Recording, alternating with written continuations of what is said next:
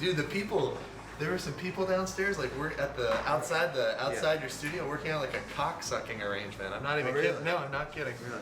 No, actually. I mean, we're in the Bronx, so you know how it gets over. Wow. It's weird seeing. Jesus Christ. When was the last time you were in New York? Wait, do we look here or we look at each other? We look at the camera? camera? Look wherever you want, wherever you're coming. I look at the camera. Look at the camera? But, so bizarre, man. They said invite the cocksuckers in. No. And so we're gonna read what they say? Yeah, we can talk to the chat. They're happy when we talk to Oh, them. okay, alright. WL. Wow. Wait, hold on. Let's let me throw the link up so we can really stretch every minute of this. Of course. Alright, let's see here. Dude, I was trying to remember the last time I seen you in real life. In real life? Yeah. It's been, I think maybe like a year or so. No, maybe a little bit. I don't even remember. I'm so retarded when it comes to Okay, wait. The link is. It's twitch.tv/Asspizza730. Twitch.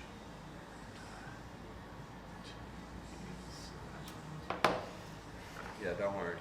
Streaming is awkward for the first 10 minutes. And then it's good? Yeah, the chat is actually nice. Everyone's Okay. respectful for the most part. Let's see. Let's examine the level of respect here. Yeah, this is good. Not a lot of positivity being fostered here. A lot of people were excited about the puppies. Really? Yeah. No, we are. So we are going to figure out a system in which we will periodically select. But to be honest, I don't know if there's a way to vet you people. But you know, when it comes to adopting an animal, we obviously have to make sure that you have, you know, a proper living situation, that you don't live in squalor. You know what I mean? Like you're not living in a fucking spider hole somewhere. So how could they prove that? Well, I don't know how they could prove it. I mean, maybe they could DM me their living situation or something like that. But yeah, wow, crazy, man, crazy. What the? This is the future, man. This is it. All right, we gotta tell the fellas that we have to tell the fellas to pile in. And listen, Warren, when are you hosting a other barbershop cut at your place? what was that? So he paid for that, right? Yeah, he said something. Okay. What were we shave the people's heads? That, I mean, anytime, man. I can, you know, we don't even have to host an event for that. You could just set up a time with me, schedule. I'll pencil you in, and if you want me to fuck up your hair for however long. Wait, what was the deal there? They got something from the store. Well, they got 500. They got five. No. Actually, no. No one got. Usually with the challenge, usually the people will. How does it work? I paid people to give the haircut. Oh, So yeah. okay. So I paid people to give the haircut, and then I think they got something else because some of them were so bad that it had to be. I had to up the dollar amount. I mean, there was a girl that had like a. Warren, it's Nick. Love you, my man. I love you too, man. Nicholas Shout out to Busselin, yeah, Nicholas Busselin. A misunderstood character. You know what I Who mean? is that? But at the end of the day, a good man, and a good supporter. That's good. All right, So there was a girl who got a haircut. There was a girl who had like certified long hair who actually drove from Fresno, which if you're from California, it's really far away from LA. So it's like, I don't know, it has to be like maybe like 5 hours. I might be off on that, but it's you know, it's on your way to the Bay Area. Uh-huh. But this girl drove from fucking from Fresno, and she had like actual like hair, you know what I mean, like long fucking hair, and she asked, she was like, she had taken a shift off at Walmart or wherever she had was working at the time, and I did a little like a staircase, like I carved a staircase in her hair, like I did like one, and then I went up a couple inches, then I did another one, and then I did another one. And yeah, I felt kind of bad. I mean, there were some people that really like. There were some people that, and it was funny because I remember there was a 14-year-old kid that did it, and we didn't have any like age. We didn't have any like age limit or anything. And then I saw him come back to the store that weekend. He was like, he'd shaved himself bald. His mom got mad at him? Yeah, no, his mom was really upset. All right, we're posting the link. I'm sorry. Okay, here we go. And then we gotta. And listen, guys, if any of you guys are starting an up and coming brand, you need to understand. I don't know if they understand the sequence of the stories is so important. You know what I mean? Like you gotta, that's why you might see some of your favorite brands, your favorite fellas. You might be like, wait, why did that story disappear? And now this one's at the top, and now the one that was at the top is at the bottom. It's because you have to manipulate. You have to manipulate the. You're actually system. telling Exactly. the story. We gotta fucking. You gotta fucking the lead story is always gonna have the most traffic, and then you gotta bump it up. That's why we're always farming. Yeah. We're always One farming story. We're always farming engagement, and we're always trying. Okay, I'm gonna post the puppy promotion, and then then I'm done. Let's see. All right, wait, Twitch. You should have pulled up with the puppies, ready to go. Yeah, now I know. I really should have. There was 2 goats, 1 piss chug. Saluting face emoji. What is that? What did he say? Piss? 2 goats, 1 piss jug. Oh, the piss jug. Yeah. You exposed the piss. I know. Wait, Warren, important question. Do you have any black and milds on deck? When's the last time you smoked one? Yeah, I actually did. Get a pack of wood tips before I came, and the last one I smoked was probably in Europe, from the expensive pack. Which actually, I mean, how many do we have in here? It's like how many count? I think maybe it's like 5 or 6. So they ended up being $100 a cigarillo. Holy shit. Yeah, $100 Someone a cigarillo. flew them in. Someone flew them in. Well, I wanted to give you these, so I got. Oh, I fuck. couldn't Holy find the shit. wide ones. Thank you, my man. Of course. Thank you. Of course. No, wow. The wood tip. With Everyone the jazz. who comes in gets a gift on With the stream. jazz flavor. Wait, twitch.tv, Asspizza 7:30? Yeah. Okay. Alright.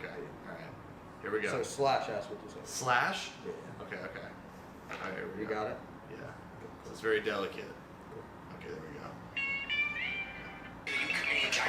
Alright. Thanks for the 5 gifted subs. We got someone donating subs. So what does that So mean? there's That they followers. sign them up?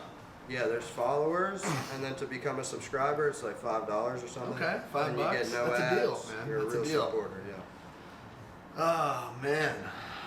But streaming is nice because you're just chilling, like Okay. you don't. And what do? You mix you're like mixing the audio right now, or what? Like sound, He's just like sound overseeing- effects or something like that? Yeah, people have been complaining about sometimes the mic's too loud, the text and speech is too loud, Yeah. and I don't know how to fix any of this shit. So he's been helping me out here. Mm. This is rare, by the way. I feel like I've known Warren for a long time. I've never seen him past midnight ever. No, I actually never. He's in bed by Very- 7 p.m. Very rarely. I remember with that one time with when William was at my house, and I went to bed at 5.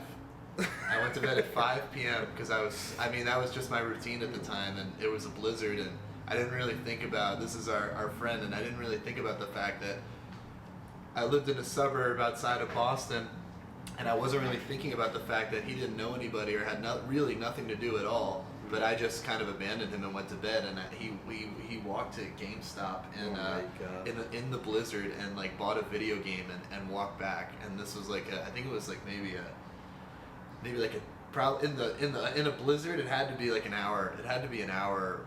That's one sad. way walk That's sad. in a blizzard. But yeah, I don't know. I'm on a little different time zone right now, so that's why I can kind of push it a little bit. But Yeah, you just traveled the whole world on a yeah, motorcycle. a little bit. Yeah, we went to we did Europe.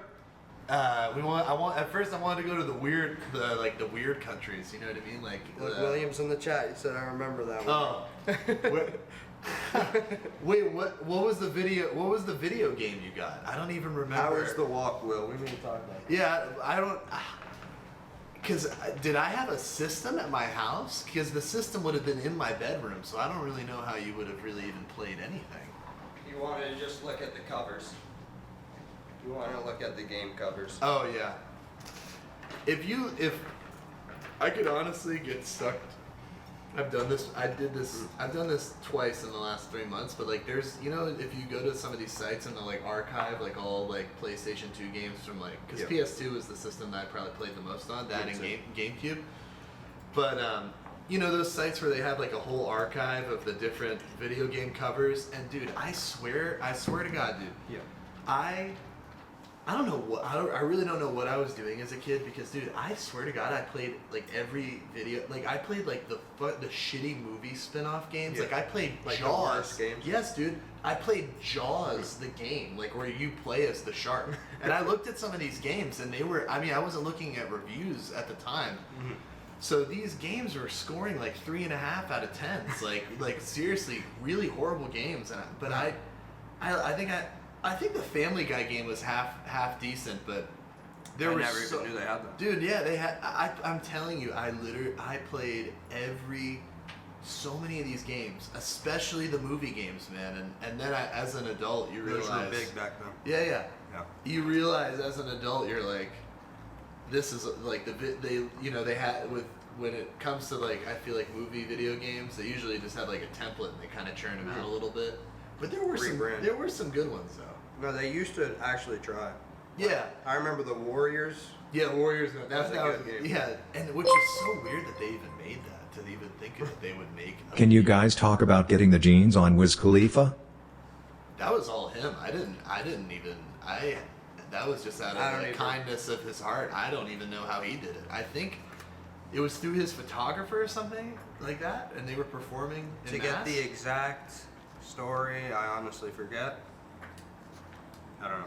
But they had already gotten some pieces on him before, so I think he must have been performing somewhere in Massachusetts, and it somehow worked out. I can't remember how long it was after he got the jeans to when he wore them. Yeah. But There was a good time where, me, Steve, and Warren would just be in the suburbs of Boston at Warren's family's house, just creating in Warren's homestead. basement, in the homestead. Yeah, the homestead. And like, whenever someone was in, stopping by Massachusetts, we'd be like, all right, we gotta make them something. No, but you know what? I feel maybe this isn't a good time to break it to you, but that I found out that basement was filled with radon, which it actually gives you cancer. Are you dead ass? No, I'm dead. 100% serious, man. So this is probably not a good time to reveal that, but people who have and this is not to sensationalize or I'm not making this up for real. Dude, that house was built in the early 1900s, which, if you're from New England, you know that a lot of the places that people are living in out there, these houses are really old. So a lot of these houses will have like asbestos and radon, like materials that they were using to build houses back in the day that, we know now are poisonous. And that basement was filled with radon, man. So it blessed something and it gave us a creative. It did, but it might have also given us cancer. So we'll find out down the line. Well, if we know, we know. Now. Yeah, but they were good. They were good memories. There might have been some asbestos in there too, but it was mostly radon. It was mostly radon. Good times, bro. Yeah, they were great. They were great times. Watertown is totally different too. It's totally different. Really. Where do we see what he said?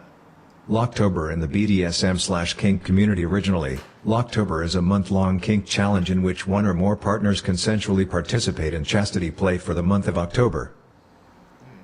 Yeah, That's apparently Locktober is like a kink term. You like lock your penis up or something in like a little cage? And someone else has a key.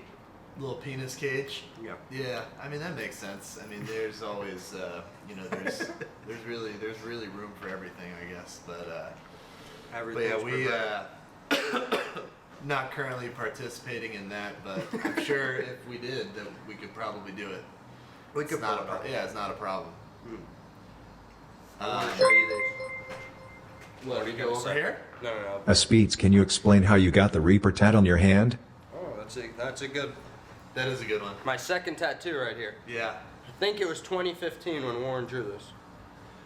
That's some early Warren art. Right there. Yeah, it's funny because the skull on that is not really like any of the skulls that I draw today because it has like the fine teeth versus like now I do like the line teeth. So I always like the hood on that one because when I When I drew that was at a time where I probably had to look at a reference of a Reaper to even be able to draw one. This is like actually one of my favorite tattoos. Like the placement, just right in the middle of the hand. It's a good piece of real I estate. still have the original piece of paper that has signed by Warren Lotas, It's a good- 2015. Really? Yeah. You do? I do. That's Look at amazing. it. Holy shit. 2015 Warren Lotas. First, the big-titted brunette women was really a recurring motif in the early days. This is fire. Look at that. The only thing is that I like am mortified to read anything I wrote on there. I probably never read them. It's better to not. It's better to not. Yeah, read. the stuff that I read, like when people, the stuff that I write, when people read it, I'm like, Yeah, exactly. Because it could be as something as like as monotonous as like I would write about going to Chipotle, or maybe I was actually having like a personal problem. But look you, how yeah, far you we really, go. I mean, you really wore the fuck out of those. These are fucking Yeah. sick. Colorways, I right? can't believe you still have this. Archive, man. Wow. The Oh, girl, okay. the girl about to get stabbed on the table. Yeah, that's good shit. Damn, the profile. Patrick, classic Warren Lotas. Oh shit. Talk about ill roots. Talk about what? Ill Roots. Wow. Ill Roots is, they filmed some good videos. They did some of your interviews. They right? did like all my most popular videos. Really? Shout I out feel like to, I remember Jack Dalton. I feel like I remember them from, in like when there was like the frat rap scene. I remember that they were like a blog that posted music. Yeah. No, they were pioneers of this shit, for real. What else we got? Let's see, what are they saying? Filled to the brim with radon. Yeah, that's right.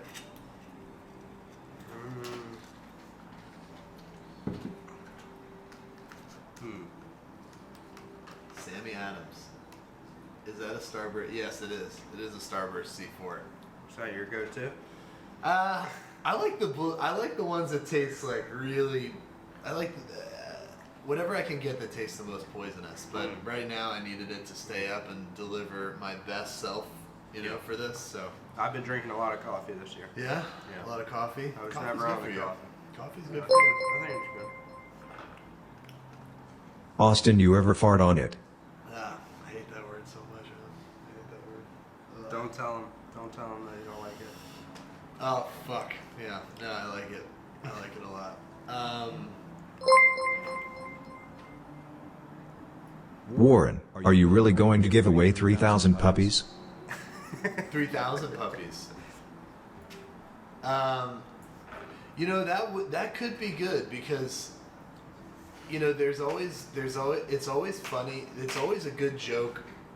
My business partner and one of my best friends, giving someone too much of something is always a classic. Mhm. It's an underrated classic because you Like, don't really think about it, but Like, giving them a responsibility. yeah, like burdening someone is always a great prank, and I feel like people don't really think about it. But my business partner one time during COVID, excuse me, WL, how many desperation wine tips did you smoke in Europe? I smoked. He brought me 2 packs because I smoked one of the packs and then I saved the other one as like a memento. But my business partner, I ordered him on Postmates because I think maybe like 5 or 6 years ago, you could they wouldn't really give a fuck if you placed like what is basically like a catering order on Postmates. So I ordered from Shake Shack. He lived in an apartment, and I ordered I think like 100 hamburgers to his house with fries for each one, shakes, everything, and it absolutely made his apartment smell like shit, and it's so hard. It's so hard to get rid of that stuff. Like Wow. It really is. They handed them out to homeless people. The food smell. Yeah. How many burgers? Like 100 burgers, and they handed it out to. Warren, do you disgusting prefer moms. poop or farts? A fella's fart or a fella's poop? Oh my Show no reaction. Show no reaction. They handed them out to disgusting bums, and getting rid of stuff is hard. I love throwing stuff out, but sometimes it's hard if you have a lot of stuff. No, it's definitely a burden.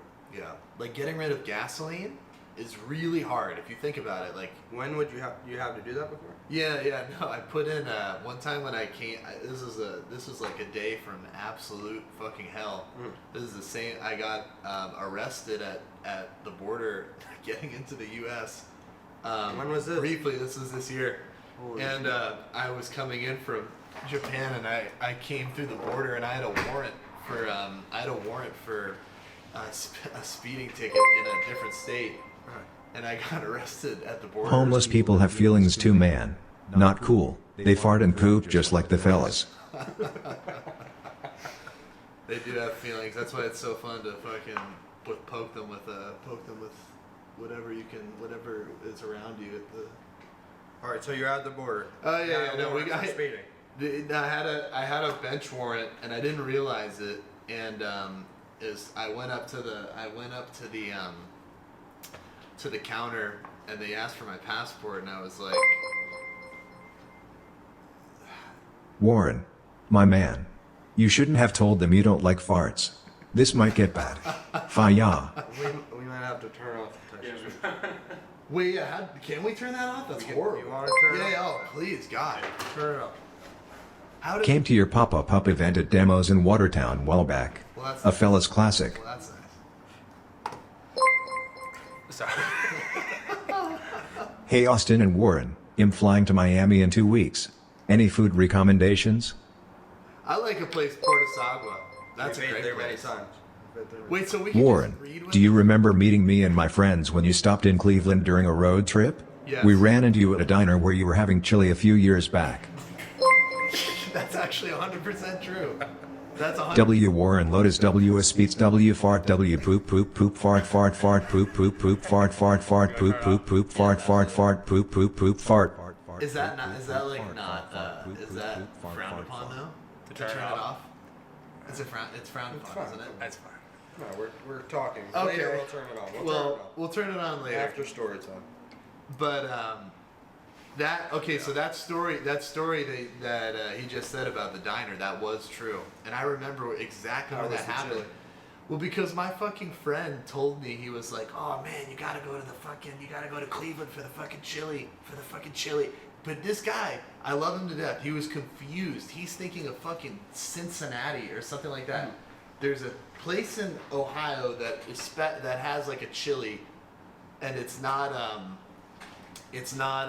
I don't think it's particularly good, but he It's said famous. It's famous, but World it might famous. even be a brand, yeah. And he was like, "You gotta go for the chili." So I went to Cleveland for the chili, but they're not known for the chili. And the fucking waitress, I remember she served it to me, and it was microwave, and she fucking microwaved it with the Saran wrap on the bowl, so the fucking Saran wrap had melted into the chili itself and on the bowl. And I had posted a story about how horrible it was, but I didn't really at the time. I'm not too savvy. Look, I mean, we had to fucking turn off the whatever it is, the text to speech, because I clearly don't understand the dynamics of certain things. I didn't realize I was doxing myself, so I posted it in real time. And the gentleman that just said that he saw me at that diner, these guys fucking rolled up. They rolled up into the diner. I think they were like 4 or 5 deep, and they were like, "You don't like Ohio or something?" Because I said something like I was like, "Fuck this" or something like that. So you posted the chili and I was like, fuck this? Yeah, I was like, And they pulled up. yeah, they pulled up, and I thought they were mad at first, and it was just me, and I didn't have a gun or anything, so I was a little nervous, and I was like, luckily they were real nice, and I just wanted to say hi, but man, I fucking was like, I learned my lesson that day. That was How fast after you posted it they pull up? no, I'm like within like 10 minutes. Within 10 minutes, I don't know how They must have- spawned in. Yeah, they really did spawn in, because I don't know how. I don't know how you fucking got there so quick, but you did, and it was actually really impressive. But anyways, the other thing I was saying was that so after I got arrested, and then I got detained for like an hour or so until we sorted out the speeding ticket. Were you trying to leave America or come back? Trying to get into America. So here's the thing. You can leave America if you have a warrant for, I think, like a non-violent offense. So, child molesters, people like that, they can flee the country, which Wonderful. which is insane. I'm not 100% sure about that, but you can leave the country with certain types of warrants. But when you come back into the country, they, you know, if they ask for your license after they look at your passport, you're fucked. You should just try to board the plane that you got off. But yeah, so after that, there's a whole other, so much shit that happened that day. So much shit. But one of the things I did, I had a deadline to be in Texas. I had to drive 20 hours straight to go to Texas to make it for a birthday. And I remember I was on a strict time deadline or whatever. So I had enough time that I could sleep for 6 hours and split the trip up into like 12, I think it was like 2 10-hour days of driving. That's not bad. I was at a gas station and I had the warrant, or I cleared the warrant, but I didn't know if it would still be in the police system. And in California, if you live in California, you know that even if you legally own any type of protection or anything like that, you can't. It's almost impossible to carry it. So, you know, when you're traveling from state to state, you don't want to be empty-handed. So, but I decided to just leave the house. I had my little pocket knife and I was at this gas station in Tweakerville.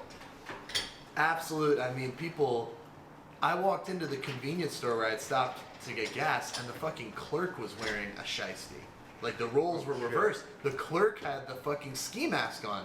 I don't know what purpose it served, but this guy, the guy behind the bulletproof glass, you know what I mean? Like, the guy behind the bulletproof glass had the ski mask. Maybe it was a way for him to take back the power, but it was already strange. And I walked out, and this disgusting bum said to me, he goes, I like your truck. Is that a diesel? And I was like, yeah, whatever. Because we're trained to like tell these people to fuck off. You know what I mean? Because as far as I'm concerned, they're just trying to swindle us and get our money. Wow. And so I walked back to the truck after he said that, and then I'm walking back to the truck, and I hear in my head, it echoes, it goes like, is it a diesel? Is it a diesel? Is it a diesel? And I'm looking at my truck, and I realize I filled the whole thing. I filled the whole thing with fuel. And if you own a diesel truck, you know that even if you put a fucking droplet of real gas in there, you gotta fucking clean that shit out with engine cleaner, for fucking the next 10 fill-ups, and that's just for a drop. If you fill the whole thing with gas, the second you press the ignition, even if you don't start it, if you just turn on the electrical system for the truck, all that diesel, all the gas will taint. It'll corrupt all your fuel lines. So you're fucked, dude. You'll grenade. Yeah, it happened to me. Yeah, it happens. And usually it happens to me. It happened twice, and it always is coming off of a trip, because if I go somewhere out of the country, which I don't like to do all the time, I've grown up with gas vehicles. I've only really had diesels for like the last 3 or 4 years. So I habitually am I pump gas. So it happens usually after a long period of not driving. And I called my buddy, and he told me what I needed to do. But dude, and I called these sketchy motherfuckers that came out. And meanwhile, we're in Tweaker Central, two dogs, fucking, my little trusty Leatherman, a great tool, you know what I mean, but it's not going to help you against a horde of bums, let alone ones that are, Scante warriors, as we call them out there. And the bums were just fucking gathering like a you know what I mean, like a virus, you know what I mean, like they were collecting outside the gas station. All this stuff was happening. I'm trying to figure out how to get the gas out of the truck. Because listen, you got 22 gallons of fuel. Most of the time, you know what I mean? Like, you're burning it off by using your car. But if you got to get rid of it, you can't just dump it. As much as I'd like to, you can't. You can't do that. If it were up to me, I'd dump it straight into the ocean. But that's not. It's not possible. So basically, I called these guys, and they came out with their little beat up fucking truck after they were 10 minutes away. It took them 2 hours to get there. And there were two dudes. They didn't speak any English. And I remember I asked the guy, I said something to the guy. He goes, he's like, I'm sorry, no English. as shit. He smiles. He has these gold teeth. I'm like, oh my god. And fucking basically, you know, long story short, these guys had me waiting there for like 6 hours while they collected shitty fucking gas canisters to, you know, dump the fuel in, and at the end of the day, they weren't even able to do the job right, and I had to like get the truck flatbedded to a motel and sleep in a little meth motel for the night, and then this one shop was kind enough to drop the tank and flush it. How long did that take for you? For what? Like for them to flush it and do everything? Oh, that probably took them 3 hours. I made it though. I made it to Texas in time for what I needed to be there for. And keep in mind also, I blew my back out in absolutely like I have real bad back problems from lifting weights like a fucking moron in high school, and I fucked up my back lifting a heavy box. We were coming back from Japan. You know what I mean? I feel like that just, when anybody ever says they're coming back from Japan, it makes me want to hit them. You know what I mean? But I was coming back from Japan. I wish it was somewhere less cool so I don't sound like such a fucking prick. But yeah, we were coming back from Japan, and I fucked my back up so bad. I mean, I fucked it up sneezing. I've fucked it up sneezing before, really. When I was a little kid. And there was a counselor that, he didn't molest us or anything, but he would put his fingers around your neck and make you sneeze? And he would he could like knock you out. But that's what he would do? Yeah, but he wouldn't molest you when you were knocked out. He would just wake up. So that's wrong. But yeah, wait, what? So you hurt your back? Oh yeah. But I remember that time, that counselor, the reason I associate him with my fucked up back was because that I remember sneezing and I fucked my back up, and I was like 13. I shouldn't have had back problems, but I have a sensitive back. So the whole time this is happening, the whole airport arrest, the fucking all this shit. I had my back. I was so fucked, and I had a robe. I had the sash from a hotel robe, tied tightly around my back to be a brace. You know what I mean? To be a back brace. So like walking through security, I had this towel belt keeping my back, the fucking whatever it is, a crushed disc or whatever I have. Yeah. But so it was a crazy trip. Yeah, it was crazy. That shit happened to me because at BP, the gasoline is green. Oh, are you serious? Yeah. So in the city, I pulled up and because there's no gas stations in Manhattan at all. So I pulled up to one, and the guy was like, no, I'll pump it for you. I saw you grab the green one and everything. I was like, all right, bet. It's diesel. I fill up the whole tank. I drove like fucking 3 blocks. And I just hear like this. It drove a little bit though. There's probably still some diesel in there. And then I was like, yo, what the fuck is that sound, bro? Like, and then I realized I was like, God. Bro, we probably just put fucking gas in this diesel stuff. And I was leaving New York trying to get home to Tennessee for Christmas. Mm-hmm. This was like Christmas Eve. Mm-hmm. I was like, or the day before Christmas Eve or something. Yeah, it was like a movie. Then, luckily, I was in New York, so I got the shit towed, and there's like 24-hour mechanic shops and shit. So they had to at 3 a.m. fucking clear out the whole engine, do the whole thing. Stayed up all night, left at like 6 in the morning, made it back just before Christmas. It was some movie shit. Wow. But yeah, it was fun. Yeah, diesels are nice, but it's like it comes with a lot of. I mean, they're made for long trips, right? Yeah. Yeah. Yeah. I'd be driving my shit fucking 2 minutes. It's fucking retarded.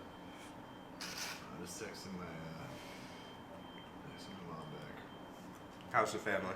Good. Family's good. Good. Remember T-Bone dead. T-Bone dead. Yeah, sadly. R.I.P. Yeah, my family's dogs, they live to be like 20 years old. God bless them. But yeah, they live long fucking lives. They live long lives. Rest in peace. 1 second. What is today? Is it Friday?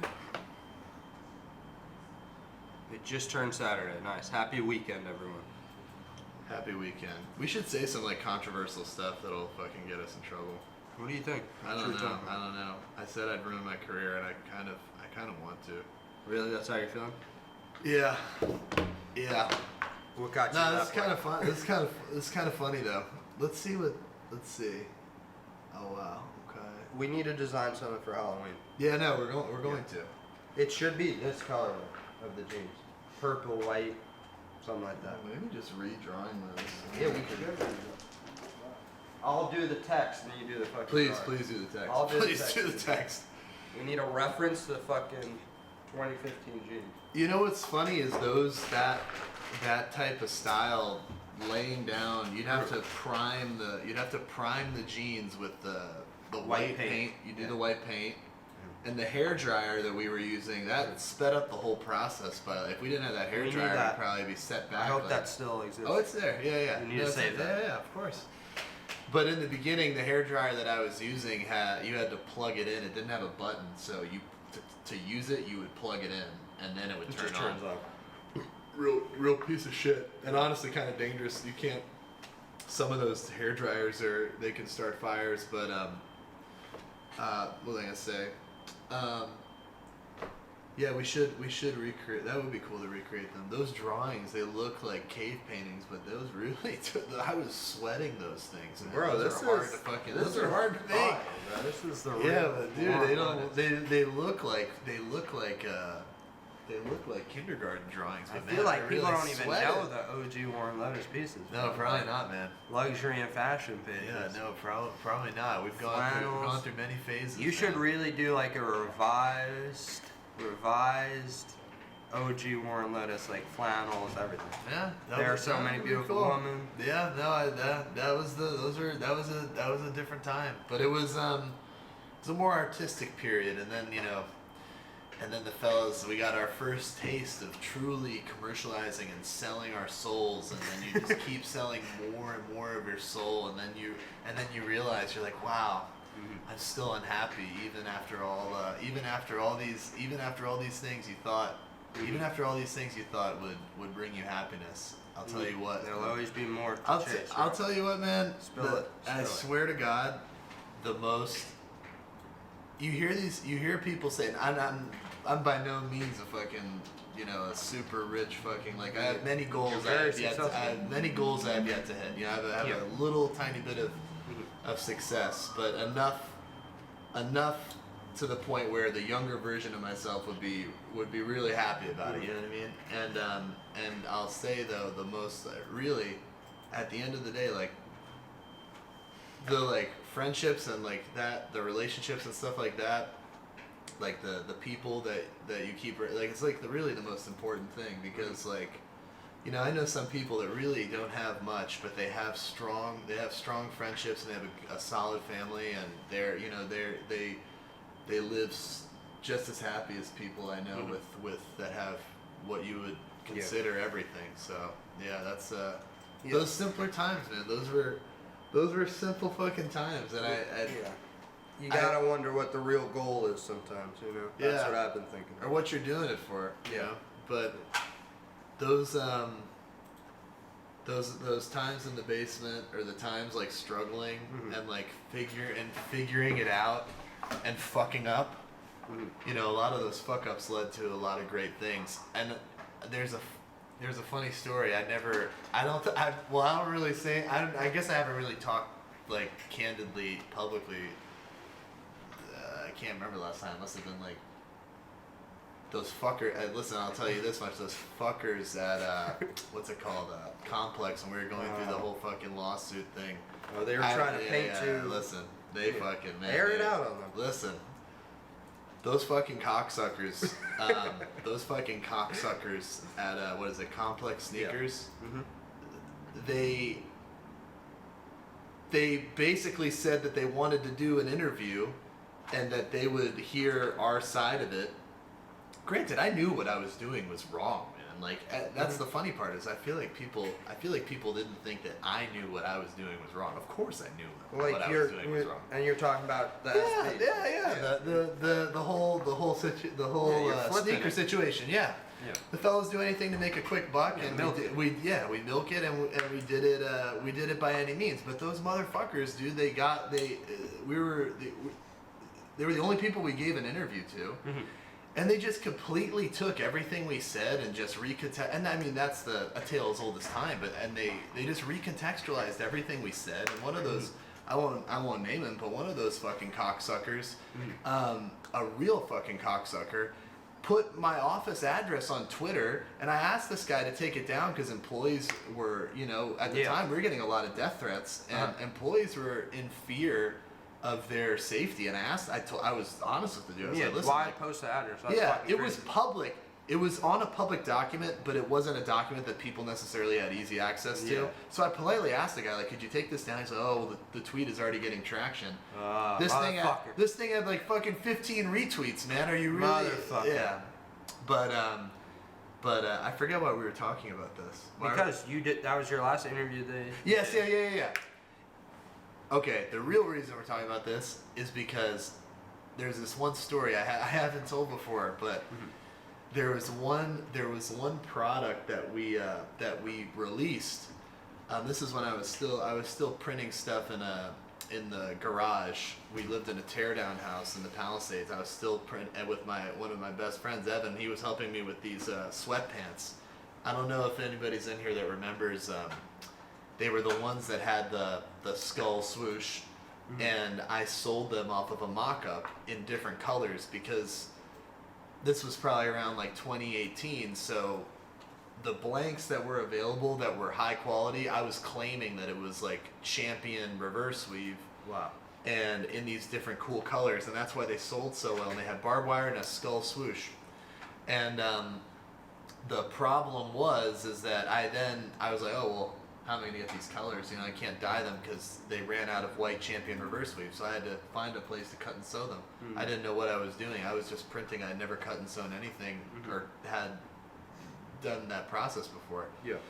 So I worked with a factory to get the sweatpants exactly in PFD, which is if you don't know, it's prepare for dye. So that's usually the blank, the hoodie, the sweatpant will come in a like a natural, like a white or almost like an off-white color. It doesn't even seem like it could be dyed like a different color, but it can, the PFD.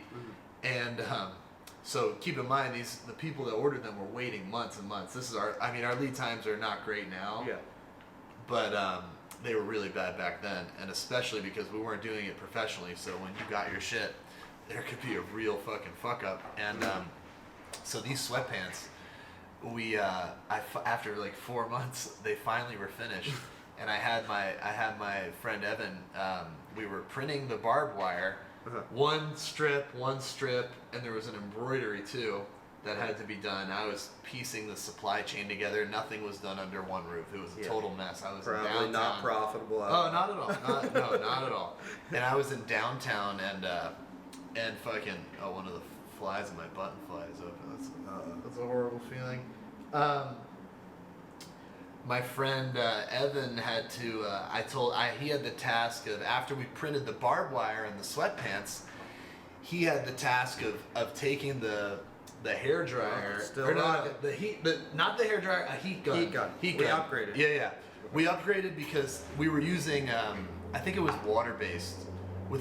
I'm sure people know this, but with water-based, you can air dry it. I remember he taught me this because that was the first stuff we were using because it was the most. Yeah. It was the easiest. You didn't need a dryer. Exactly, it was the easiest to use. When you use plastisol, which is like what this would be, it's the plastisol print.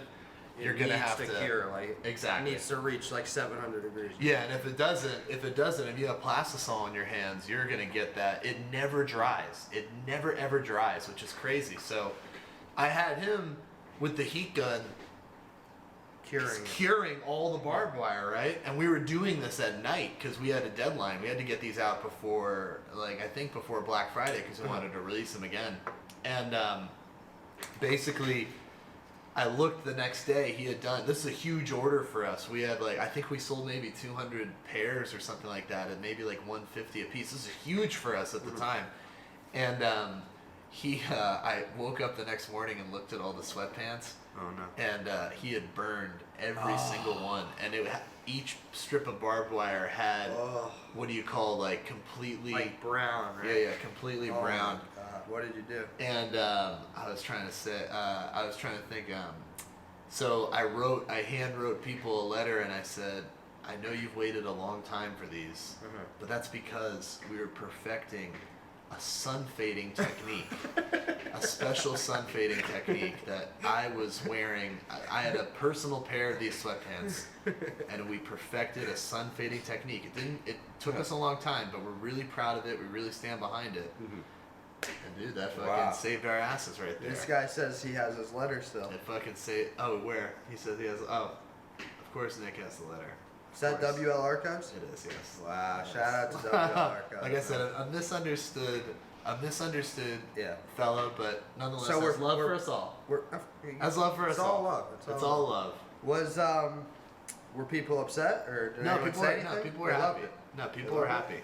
Wow. Wow. I So didn't even how see did it go from just like, how did you scale from just printing in your garage and just growing this big successful company? What first of all made you decide to just be like, because it kind of just happened for me, like I'm friends with you and everything, and then I just realized one day I was like, oh shit, Warren's running his shit fucking professional stuff, you know? Like, and I feel like you're one of our only friends who fucking decided to like run a real business, you know, at very early on, you know.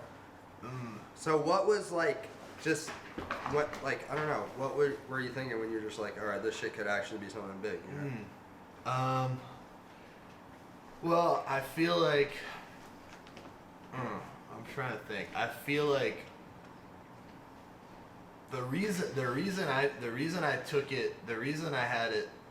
took it so seriously was, you know, one, I really wanted to make money. You know, we didn't grow up with much. I mean, none of us did, you know. And I personally wasn't okay with that, and I wanted to, you know, support my family and do whatever I could to make money as quickly as possible.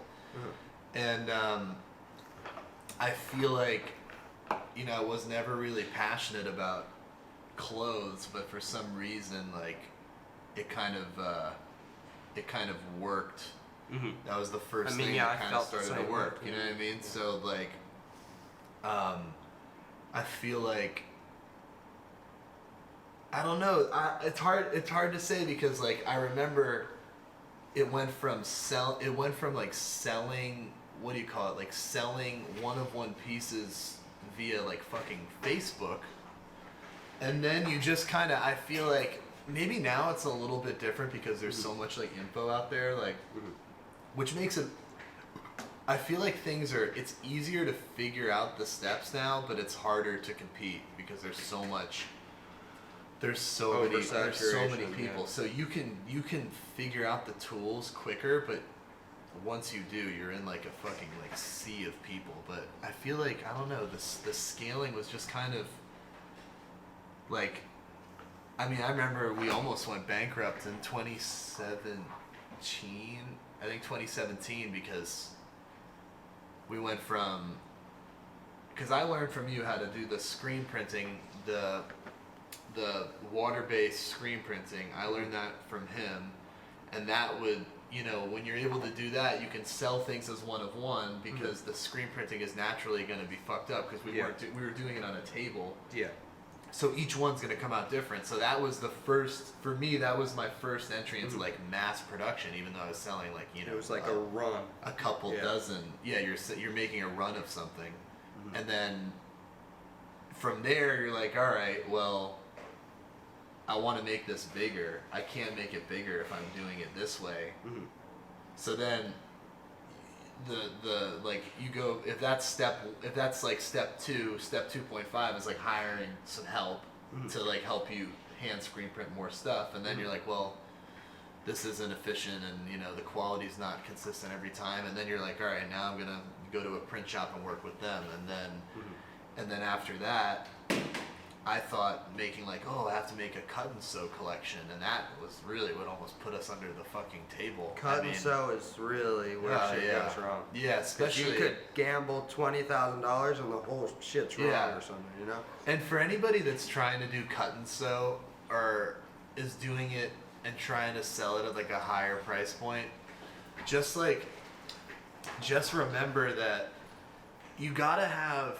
You should always have like your distribution channels set up before you. Yeah, you know what I mean? Good to see you. Hey, Have a good nice day. to meet you, man. Pleasure to meet you, dude. Have a great night, guys. Bye bye. Yes, sir.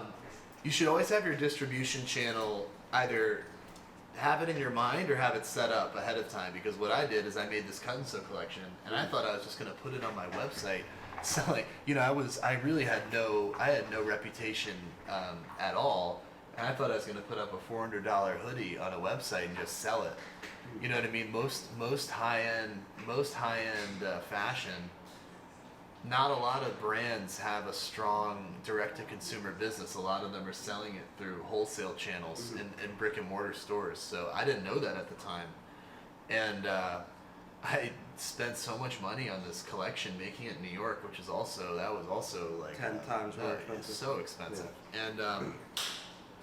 And that fucking, man, I put it up on the website, and this is for anybody that gets, might be discouraged. I remember the only thing that sold was like a really expensive jacket. It was a jacket that we made for like, and it was like $1,200. That was one of the only things we sold, and it was to a Russian scammer, and he charged us back. Oh. So like, dude, that was, oh my god, I was devastated. Like I was like, oh my god, well at least we sold one of these, and then fucking guy fucking charged us back, and man, we almost went bankrupt. And I think I remember, you know, like I said, my parents really didn't have, basically had nothing, and I think that at the time my dad, for some reason, he had a little bit of like throwing around money, and he loaned me, I think, like maybe like $1,500, $2,000, and that got me out. I used that to produce some sweatshirts, because the sweatshirts, we did end up selling a few sweatshirts, and then I produced some exclusive ones for Alchemist, who has a shout out Alchemist. Shout out Roma. Roman Cohen. Gave me a lot of knowledge and a lot of insight as to how this fashion business and stuff works, like the real business of it. But also gave me a start, because Alchemist is now a globally distributed high-end fashion brand, but it also was a really they still have a store, I'm pretty sure, but they carried other, at the time they carried other brands. They were one of the few places that carried Chrome Hearts, and had been like real pioneers, OGs, so to speak. Yeah. And we were into a pop-up for Art Basel. I think the one you were at. Yeah, where we did the pop-up together? Yes, yeah. And also, $5 shirts or whatever? was that where I did the mural on the scissor Yeah, lift? with the palm tree. Yeah, so I did a mural for him on his window at a beautiful store. I did a mural for him on the window, and I had to paint it from the back, so like I didn't know how it was gonna look, so I was painting it like this. That was really sick. That came out fine. It did, but it was It was challenging. That was challenging, yeah, because you're doing it from the inside. You're like, oh, I hope this looks good when I look at it from the outside, and but yeah, so because of that pop-up, actually, I had made some hand-painted pieces, a few jackets, and because he had such a prestigious store, listen, if you're starting a brand, you have to realize that it's really, and this might sound obvious, but it's really about like the positioning.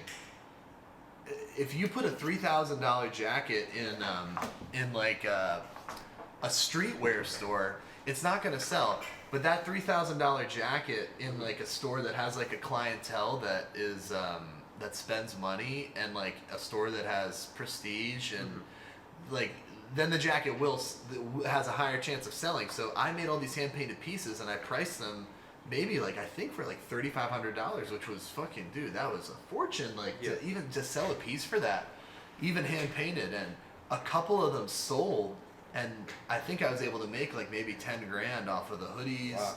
And then this hand painted pieces, and that got me right out of the hole. And then after that, we realized that you can't put a high end collection really on a website and expect it to sell. You have to wholesale it, and then So you think it's all in person, more like high end sales? for high end stuff, which kind of makes sense. Maybe it's a little bit different now, but for high end stuff, people are, like to see and yeah, feel it. they're paying, they're investing. It's an experience to go shopping. Yes. Cash Yes, out. Exactly. Especially with stuff where it's like, yeah, they're investing a lot, so it's like they don't wanna, buy it online. Yeah, yeah. But yeah, so that was learning that business, and then kind of pulling out of it before COVID, and a lot of the like WL, the actual brand, like what it is now, was created as a solution to almost going completely bankrupt, because again, we had entered that like fashion wholesale business, and we had our distribution network, but also like we didn't really understand the cash flows and how that worked. So it's like you're getting deposits for production, but you're not asking for enough, so you end up coming out of pocket, and then the stores are horrible about paying, so you're kind of fucking in debt again. And so here we are, fucked again, about to go bankrupt. And we made WL, which was like, all right, initially it was going to be Gildan shirts that were black, that were stonewashed, to give them a more of like an effect and make them more quality. And basically, because let me put it to you this way, and this is the way that I thought about it, and maybe this could be helpful to somebody, but the vintage shirts that we're buying now are Gildans, or like a lot of these shirts are Gildans. So I know Gildans now aren't made quite the same, but like a cheap shirt with a stonewash, in 20 years, a cheap shirt now that's been worn thoroughly is going to have value. So I figured, well, let's just take like the nicer Gildans, and then we stonewash them. That's like $1.50 or $1 at a wash house, and then we just print like designs of the original concept was to be like, oh, let's print as if I was designing stuff like back in time. So that resulted in the first collection, which was Sturgis. This is 2017. And this is taking all the stuff you've been making, but deciding I want to start Warren Lotas. This was the WL. Warren Lotas is the main line, so we abbreviated it to have it be like the more affordable stuff. Exactly. So the first collection of that was Sturgis. Second one was Vegas, and then the third one, and I don't know why I did this because I wasn't a sports fan, but the third one was I saw the old school Houston Rockets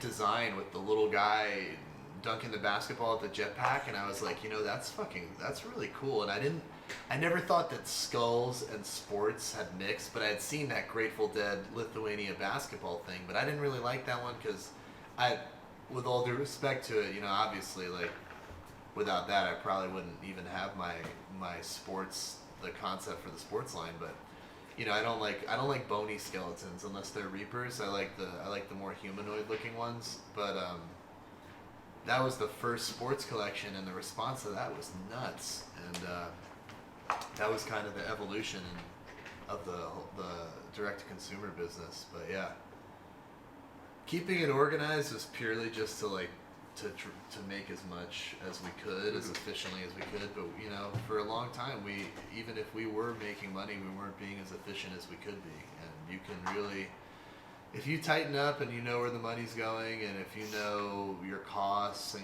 you have good relationships with your vendors, like that really makes a difference, because there's so many brands out there that have either gone belly up because they didn't. They were spending frivolously, or they're spending a fortune on sampling. They want to see 10 fucking samples of something. I'm surprised any of these brands can stay alive. Yeah, no. I feel like I just got to the point where I'm just getting organized. Yeah. And like building the right team and getting help, you know, because Yes. you need help. Yes, It's number one. absolutely. You do need help. But And- like, yeah, I mean, I'm amazed that like people care about like the stupidest little details, and like, I feel like, yo, are you not even worried about the business? Like, they're worried about like stupid shit. You know? Yeah. You can't. If something's like 90% of the way there, even fucking 85% of the way there, take it. You know what I mean? Unless you can maybe do a second pass, but that really adds up, man. That really adds up. And the more you do this stuff, like the more times that you'll get it right the first time, or at least get it close to right the first time, and that's a good skill, because being a perfectionist, Yeah, that could be you can't get it perfect. yeah, right? that could be a lot. That could be your downfall. It's like, no, I don't want to drop these because this is off. Da da da. Like, bro, push and keep going. Fix it as you go. You know. I feel like people got kind of remember those like Kanye documentaries where he'd be like fucking like demanding like 20 samples of something. I feel like throw these all away. They're not ready. exactly. You have to realize that. Well, one, I'm pretty sure that the Yeezy, like the clothing businesses, I mean, they had to like pay people they had to like at a certain point with that collection with like the earth tone stuff, I think they had to like pay people to like practically give it away, like at Barney's, because I don't think it stood out enough to really be. It was the footwear, you know, it was all the footwear. Yeah. But those like clips or documentaries, or even people that I had worked on those teams, like they saw, you know, the sampling process, and I think it kind of misinformed people about like, you really can't get like a dozen samples or iterations of something, because dude, it costs a lot, man. It really does. And that adds up and it eats into your bottom line. It's like, all right, you might have made $50,000 on a release of like 3 products, but maybe the sampling cost you like 15,000-20,000, and then you know the shipping and also just the finishing, everything. It adds up. Yeah. You got that classic, that razor thin margin. The fellas need the fat, juicy fucking the fat margin, man. Like the kind of margin that makes your mouth water. You need that disgusting predatory margin, dude. That's the best, man. That's the best. And yeah, you can't be sampling like a fucking like a madman out there. You know what I mean? No, it's true. I mean, that's why I even like started with the Nothing Matters shit too, because I was obsessed with getting my clothes perfect, you know. But I was like, it's never gonna be exactly the way I want it. So it's like, motion is more important than being stagnant and not doing anything. Yes. You know? You have to get your ideas out there as fast as you can. You know, that's what I believe. 100% true. And just you learn as you go. Like the amount of times we fucked up, it taught us everything, you know. And it's like, imagine we were too scared to drop something or whatever, you know. Yeah. No, that's 100% right. You know what I mean? Like you can't.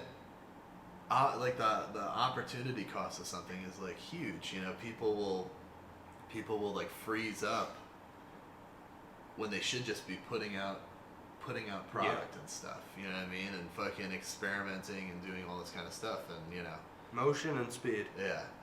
I mean, not even because I'm here right now, but this guy right here really doesn't. In my opinion, has done so many things that have. Really, I'm not just saying this. Like, if I didn't know him, I'd say the same thing. But has done a lot of things that have really influenced and impacted, like, the way that fashion and, I guess, streetwear, so to speak, operate now. And a lot of things that are really above people's heads, like the bringing that screen printing press across the country and printing mobily. Like, people will never really understand how insane that is. Like, nobody will ever really. The automatic machine. Yeah. First people to ever do it. Yeah, people never truly grasp how insane that is, and so I mean, and so many other things too. Like just the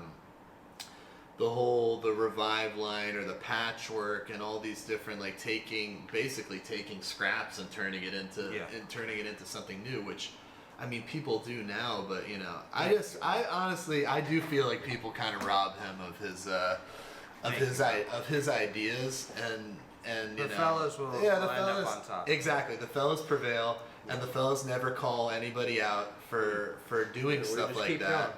Because we try to come up with the next idea, but a lot of people really do rob you fucking blind. I feel like, and especially like, I mean, can't name names, but you know what I mean. A lot of artistes, you know what I mean. A lot of these artistes that will. I mean, we already know how it goes, man. It's all part of the game. It's all part of the game. Yeah. And honestly, I personally like I don't really like when people call other people out, even if they have a reason to. Unless it's something crazy or it's funny. Now I just do it because it's funny, and like, if I call someone out, it's just to be like, fuck you. You know, but like, I really don't give a fuck. And it's all love with everyone. Yeah, exactly. Exactly. It's but, like people like the interesting drama shit. People just like to talk about stuff. Yeah. It's like wrestling, you know? But it's like, I feel like when I see people like, it's when like they call out someone that's almost like, when you look at what they're comparing, they're like, oh, this was stolen from me. But you're kind of like looking at it and it's like, well, like when a lot of people will tag me and stuff that's like a skeleton, like whatever. Yeah. But it's like I didn't create the skeleton, you know what I mean? Like that motif has been around forever. Mm-hmm. And it's like I would never, maybe even if it's a little similar, but you know. And that's another thing that fucking pisses me off too. Another thing that fucking bothers the fuck out of me is that like,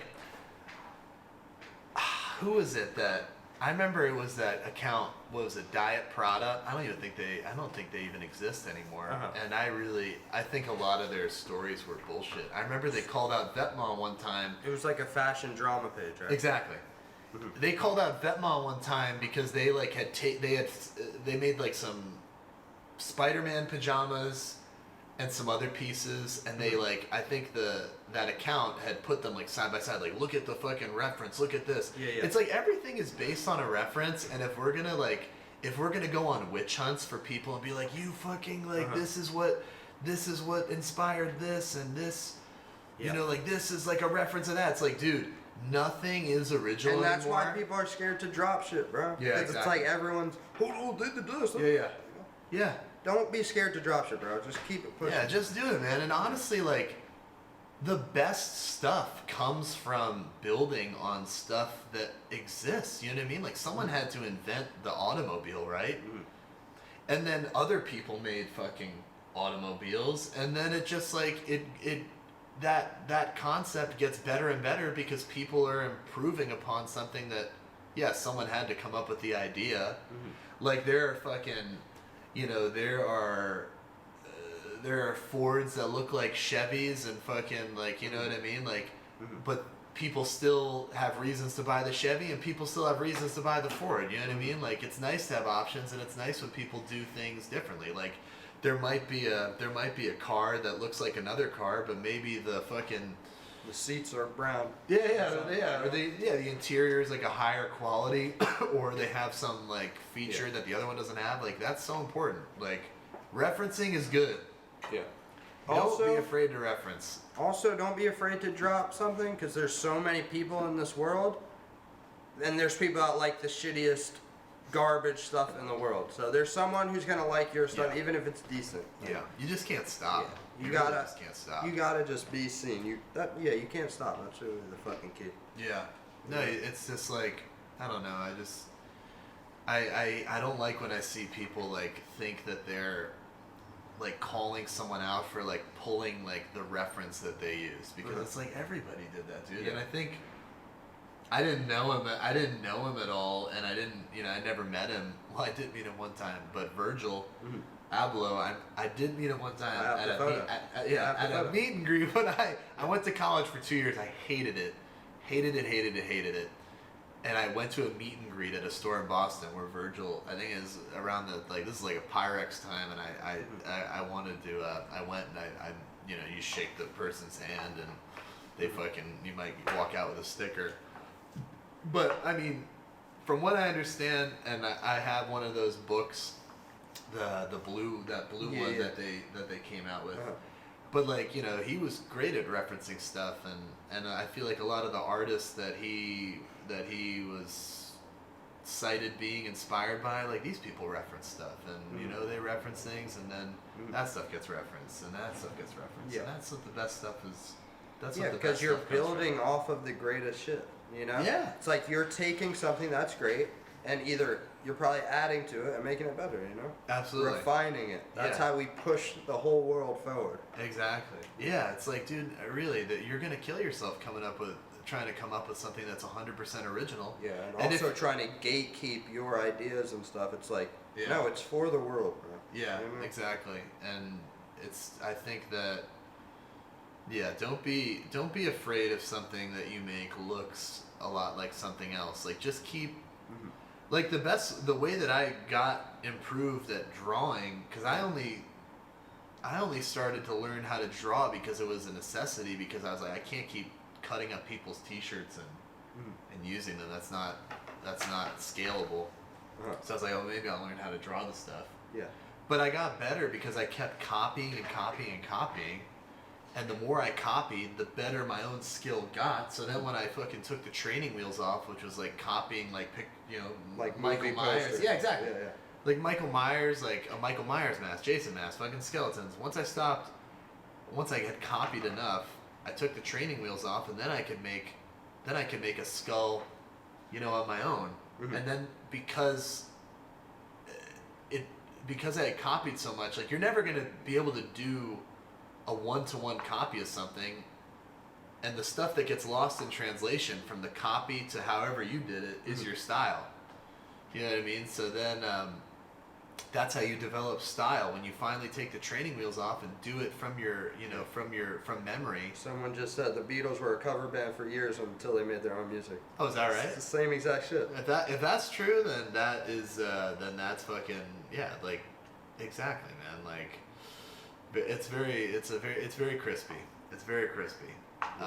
But yeah, I don't know. People are gonna hate whatever you fucking do, so it doesn't matter. Yeah, bro. absolutely, man. You know.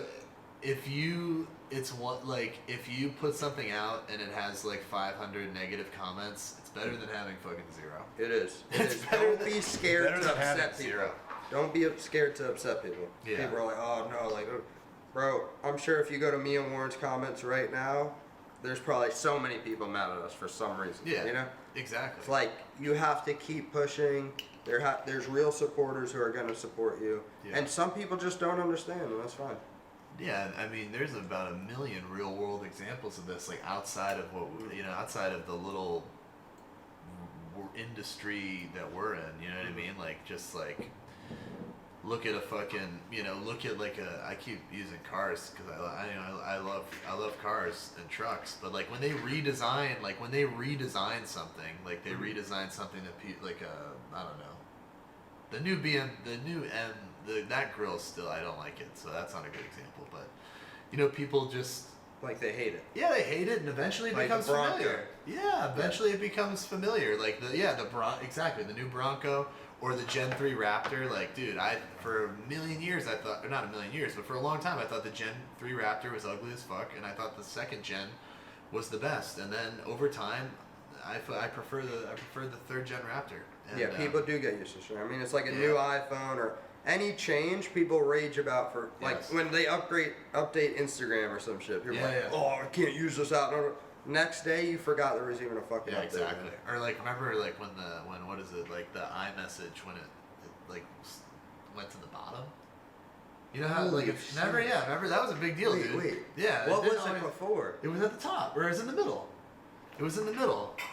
Like it wasn't at the. Now it's at the bottom, and it seems normal. Yeah, I don't even you know what I fucking mean? remember, bro. That's so fucking weird. It's fucking crazy. Yeah, people just get used to fucking change so fast. Yeah, but I don't know. Maybe there's some people in here that are thinking about doing a brand, or like have even, I guess you can apply it. It doesn't have to be a brand, just any creative pursuit. Yeah, It's gonna take everything you fucking got, man. Yeah. That's what people. You gotta be ready to dedicate everything you fucking got to it. Everything in life has a balance. You want to be super successful, it's gonna take a lot of fucking work. Yeah. There's no easy fucking way. But just even like, I don't know. I respect people that just even like put something out. You know what I mean? Even if it sucks, like you gotta like even if like if I don't know fucking. I mean, music and fucking. I mean, stand-up comedy. I don't even know how the fuck people do that. But even like get on stage to like record a song, release a song, even if it's horrible, dude. I like just there's a type of personality it takes to even just to do that. So I mean, I admire anybody that puts goes out there. Absolutely, you know what I mean. And if they keep doing it, it's probably gonna work in will. some way. Maybe not in a huge way, but it's probably gonna work out in some way. That's how I think about it. Yeah, it does take some fucking balls to post your shit and do all this stuff. And I feel like, you know, people do hate, but like so many people want to support you and so many people are nice. And like, there's just so many people that fuck with creation and just want to support people, you know? Yeah. So like everyone, if like you ask people for help, most people are going to want to help you. You know, like I feel like you can cycle through the right people, you know? Unless you're a cocksucker. Well, yeah, if you're a cocksucker, man, fuck you. Fuck off, you know? Yeah. Yeah, I don't know. I feel like I'm not as like connected to like other people besides like, you know, my friends and stuff. But I remember coming up, I mean, we're still coming up every day, but in the early days, there was people I would meet that would like, they would have like a little successful product or something like that, and maybe have a little following on social media, and they would be just such fucking pricks to their supporters, man. And those are, it's like, I mean, you know, because you've toured around everywhere, and those handshakes and those meetings, like you create fans for life. You know what I mean? Like you really like if you respect people and you're nice to people, like dude, you fucking create people. You create a cult, and that's why, you know, like if you do something or if you put something out, there's still that like enthusiasm and excitement around it because there's people that you've literally met that have actual, like, even if they're small, like personal relationships with you, and they'll support you until the day they die. Yeah. You know? Yeah, you just gotta keep it real with them. That's what I try to do. But it could go both ways, like, you know, the whole like mysterious shit. I feel like it's cooked for That's that. over, man. That's over. But like, I don't know, sometimes people feel like they know you and they fucking get mad at you for every little fucking thing. That's true. No. There is, like, honestly, a lot of the people that, I was talking about this with someone the other day, most of the people that have sent, not most of them, but like a good percentage of the people that have sent me death threats on social media, I've like met, I've met in real life. And I remember there was one guy that sent me a death threat, and I actually somehow ran into him the same day. He's like, "Oh man, I'm a big fan. I'm a big fan." And it's like, I mean, you've experienced this. Of course, the whole fucking tour I was getting death threats over. Yeah, and sometimes those death threats are really nasty. But cut that out, guys. Yeah, no death scares threats. us. I mean, the people that say the scariest shit are honestly the ones that they have a brain problem. Yeah. And but yeah, I feel like I met a bunch of these people, and they're just like in person, they're honestly like some of the biggest supporters. Yeah, I mean, because they like love turns to hate quick. Yeah, it does. Because it's like, oh, Warren didn't fucking reply to me for fucking 20 days, like, or whatever. Like, that's why I even bring it up, because it's like, yes, I love and support you back, but it's like, they just think that we have all the time in the world to cater to them, you know? Yeah. So, yeah, the love turns to hate fast. Yeah. So it is kind of scary. You think people are entertained by this, like us No, talking they love like it, this? man. You think so? They love it. They want the Chat, cock. are you entertained? They want the cock reveal. That's what this was culminating. We're gonna whip out our cocks and we're gonna fucking. It's the big reveal. That when I said we were ending our careers. They're loving it. When I said we were gonna end our careers, I meant that we're gonna end our careers in the fashion business and start our careers as cock models. And it's a new beginning, and we wanted to take this time late night to debut that. So they're going crazy. They love this. They love it? They okay, love it. good. Yeah. Well, I mean, can I take a piss? Yeah. Is there It's a right piss across house? from where you entered. All right. Be right back. Be right back. Do your thing, man. Steal the copper wire out of the bathroom. You do gotta spray paint something. Ghetto gold, ghetto gold they call it, the copper wire. Ghetto gold. Wait, where is it? Right across from where you entered. Okay, perfect. Thank you guys. Chat, this is what the stream's all about. Letting the fellas speak. It's about having a platform. This is the platform to let everyone I know speak. Please don't throw your love away. I want him to talk more about the Nike shit and the. We need to circle back to that complex shit. We need to call out complex. Let's circle back to that. The stream is just a comfortable, we're just talking, bro. It's fun. I'm glad you guys are here, excited. What else should we talk about, guys?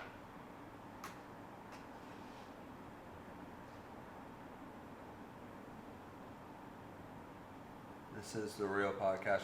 We're gonna be live all month. You understand that? It just turned day 4. We've been live for 4 days straight. I'm not allowed to leave this fucking place.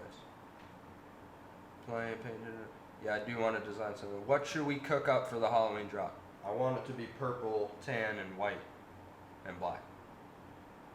Yeah, we need that. What piece should we do? Like a shirt, long sleeve, hoodie? What do you want?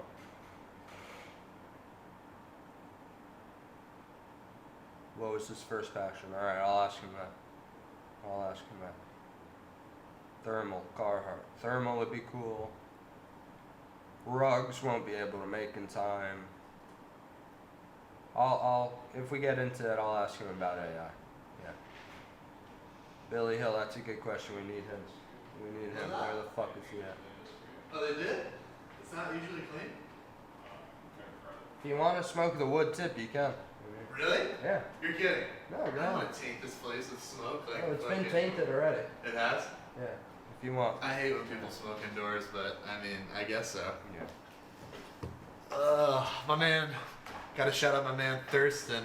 Yeah, shout out to Thurston. Shout And out I to saw Thurston, Logan man. in the chat earlier. Logan was in the chat, Yeah. man.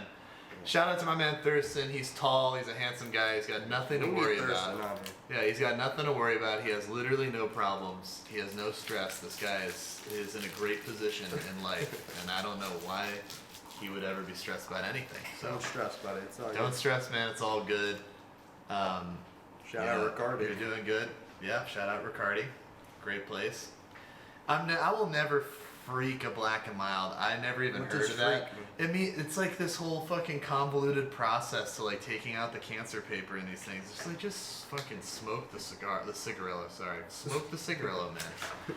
Like for real, it's just like, why would I? Oh, there's 5. I thought there were 6 in a pack. We're gonna do the jazz. Gosh. You don't want me to? Yeah, I never switched them. Alright. But yeah, this is I wanted to circle back to the complex thing because I feel like we got fucking. which one?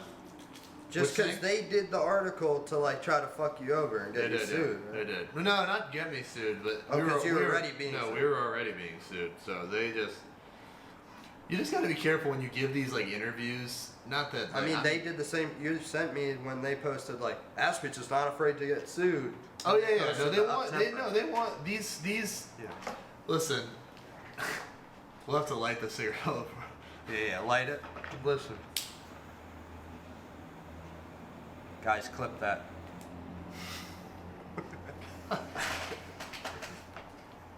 You know what? One of the things I realized recently, or not recently, it's been this way for a while. And honestly, maybe someone here could fix this problem, but there is no good, reliable, independent fashion or like street fashion, as we're calling it, blog or media outlet. Hypebeast is complete fucking garbage, man. Complete garbage. High Snobiety, complete garbage. Absolute Cooked. garbage, man.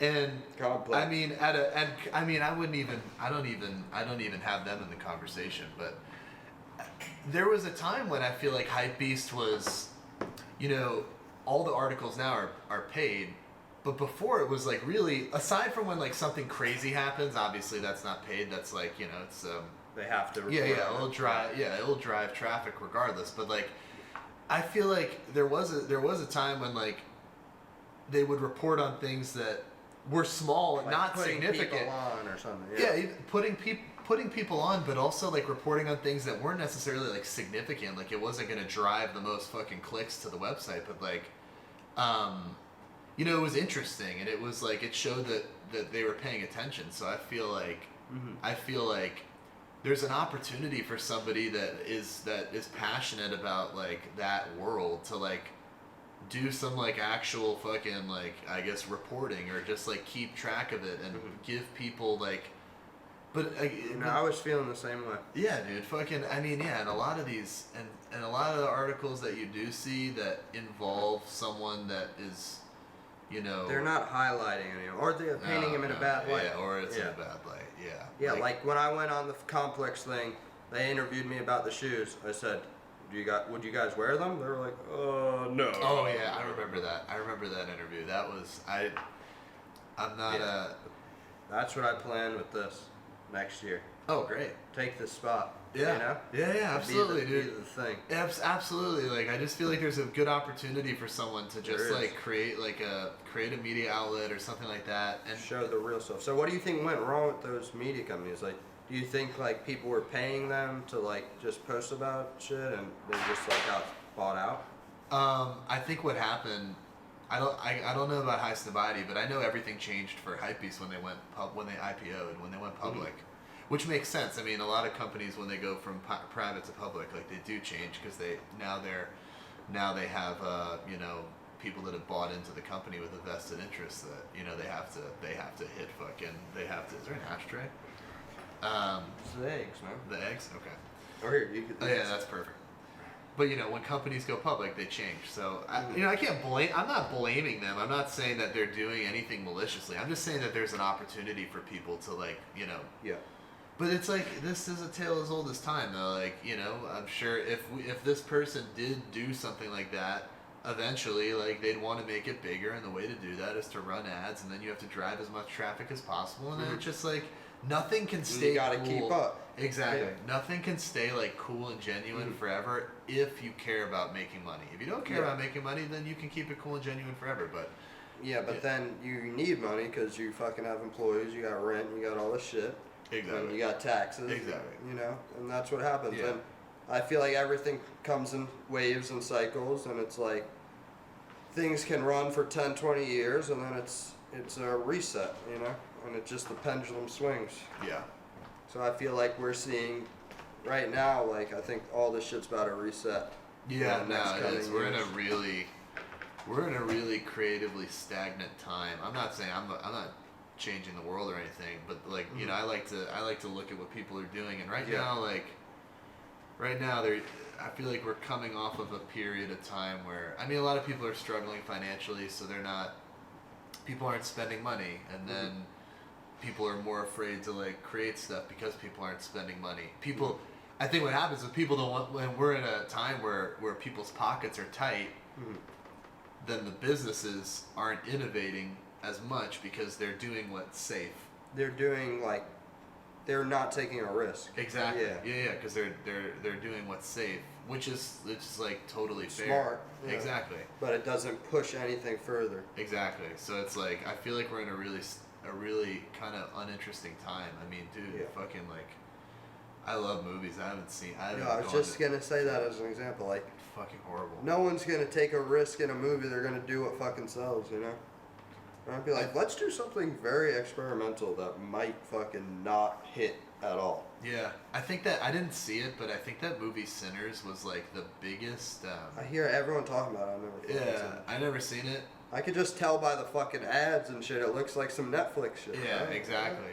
But it was like I guess it was like the biggest original IP. It was like the biggest original IP in like I forget how many years. It was like either 10 years or 15 years. So like that, like, you know what I mean? Like this is like if if we haven't had, and it didn't, I think it did good at the box office, but it wasn't, it wasn't billions of dollars, but like, there, that just goes to show you there hasn't been like an original, like most things have been either sequels, remakes, or inspired by, but yeah, I think that movie was like the biggest original IP in like fucking forever, which is crazy, but I didn't see it. I'm not too interested in it, but it's impressive, like, and also kind of scary though.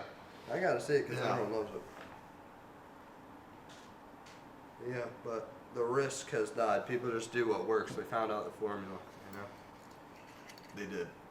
They found out the formula, but I don't know, like, I feel like you get to a point, I guess like the 80s were like this for movies. To be honest though, I think movies are too far gone because people aren't really as interested in going to the theater. Attention spans are getting shorter. TikTok shit. Yeah. So I think movies, sadly, I mean, and I feel like that stuff changes. You know what I mean? Like the last 100 years, we went from silent movies to black and white to color, fucking silent to sound. Like stuff does change. So I mean, the days of like the 90-minute plus movie might be gone, and that's just what it is. I feel like movies back then, like a crazy movie dropped in like the 80s or whatever, like it really shaped the culture, you know? Like I feel like it changed people's way of thinking or something, you know? No, yeah, there were movies that like there are things that I feel like do genuinely like change, but it's not something that I can name recently. Like, I mean, this is a small one, but I mean, even just like something like Sons of Anarchy, like, which is like, is a motorcycle show, like that made a lot of people go get interested in having a bike, you know what I mean? But like something that really like impacted people, like I'm trying to think of something like in They said like when that show about chess was popular, and it's like the most chessboards sold in the world. Really? Or whatever, yeah. Well, didn't that Netflix thing like about F1? Didn't that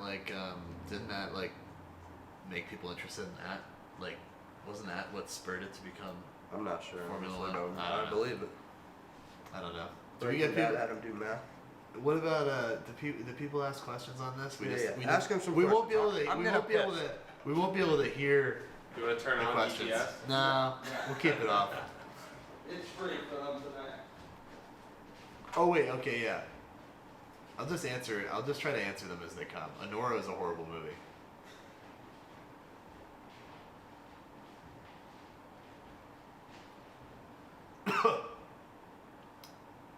Oh fuck.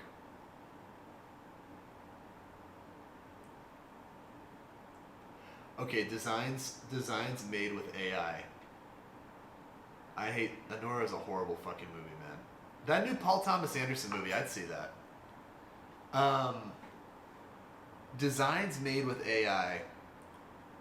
I think that AI is a useful tool. Let's say you're doing a design that has a bear eating somebody alive, and there's a forest in the background with like a log cabin, right? I think that the bear eating the person, you should draw that by hand, and that should be where the craftsmanship comes in. But if you can save time and do the something that might be considered heavy lifting, that's not really the centerpiece of the design, or I guess we're talking about drawings right now, illustrations. Like, I think that's fine. I think that if you're using AI to create a fucking, a forest or a city skyline or like those like details that people won't give a flying fuck about, but will still take you a lot of time. I think for the purpose of like making like wearable art, if you're not making like a painting, you know what I mean, or something like that, like I think that's fine. I think that's actually a really good use of that tool. I don't even give a fuck about using AI. Like, it's a tool to help us create faster. It is, exactly. You just have to. I mean, like, dude, like, there's so much fucking garbage AI. Like, you still have to have taste to be able to determine what's good. It's a paintbrush, bro. Like, you can still use it as a paintbrush, doesn't? Obviously, we're not dropping some shit that looks like some fucking AI bullshit, bro. Let's see. Blood in, blood out. please, Daddy. Fuck Fuck more yeah. Raiders, man. What else we got? It's slop. Fuck AI. Let's see some more. How's the Black and Mild? It's How's great. the jazz flavor? It's great. Really? It's really good. Yeah. You've it's had like it before? Yeah, I've had it before. It's like a weird. It's almost like a fruity. I don't know how to describe it. It's so bizarre. It's weird because the flavors for Black and Milds, like I guess wine is really the only one that Tastes like that. Yeah, like you kind of know what you're getting. But then there's like Casino, which you can't really put your finger on, and then there's Jazz, which I can't really put my finger on either. But I love Erewhon. Yeah. I think the hot bar is. I mean, Warren probably put me onto Erewhon. The first Really? time we ever went was probably Really? good, yeah. I mean, like for especially when you're living that bachelor lifestyle where you got a few hot dogs thawing in the fridge, you cry yourself to sleep every night, and you sleep with one throw blanket and a musty pillow. Like going to Erewhon at the end of the workday, when there's no woman on the skillet cooking up fucking home fries, when you walk through the door, Erewhon was there. Yeah. Erewhon was there. And they were there with quality, and honestly, like I don't even think they fry. They bake it, right? They bake. It's everything's healthy. everything's Erewhon's healthy. amazing. Yeah, it's great. They're And running a smooth operation. They are running Smooth operation. Smooth operation, man. Yeah, you need the Warren Lotas smoothie. Oh, I love it. I actually had a great idea for an Erewhon smoothie, but I was Do you thinking. wanna leak it? They wouldn't do it. I think I actually because. I have an open thread with their Instagram, and I would troll them a little bit, but they would troll me back too. But they, I was thinking it'd be great if because their price point for smoothies is like around like $25-30. Mm-hmm. They gotta just release one that's like whey protein and water. Imagine that, like a $30 like whey, like just like a classic protein shake. Yeah. I think that'd be great. I don't know why someone hasn't done that yet. Like a lot of protein in there. A lot of protein. Where's Billy Hill? I think White Trash Tyler took a hiatus, but I'm sure that it will. He's in town. Is he really? Yeah. Really? He just got to town. The fellas need to link up. A lot of fellas are in town right now. Really? Who? Yeah, I mean the whole William, Steve, Well, they're always Tyler. they're always in town. I know, but we need a fucking family reunion. Yeah, I know we do. I know. I haven't talked to him in a while. But he's a great guy. Yeah. He's a great dude, and Billy Hill is a great brand, and Really is. I'm sure he's just taking a little hiatus, and I'm sure they'll be back in action very soon. Better than ever. Better than ever. Yeah, Billy Hill's great. Family potluck. Yeah, we need to throw a potluck here on this table. Everyone bring something. What's the ugliest mistake you've ever turned into a design detail? Burnt fucking sweatpants. Yeah, the burnt sweatpants are pretty bad, but I need a there's- pair of those. Yeah, they That's fit a like grail. shit. They fit like shit too. It's a fucking grail. That was, and I didn't even. I was so concerned with the burning that I didn't even think about how shittily they fit, and that was a big mistake. What happened with the dick pills? My schlong won't work without your selling. They're coming. They're just they're going through the FDA approval. You sold them. I They're sold real. them. Yeah. You're still waiting for them? Cock pills. Yes. It's good. With the horny goat weed and battery acid combo. You might go blind, but your dick will Doesn't matter. your dick will be fucking throbbing for days. Can we say that on here? Throbbing? Yeah, I'm sure. I'm Throbbing. sure we can. I don't know the rules. There's a lot of rules going on. What was like one of your best drops? Like The best? Like my favorite? Inspire these people. Inspire them with best feeling from a drop. Best feeling from a drop. I would say one of the best drops was when we were.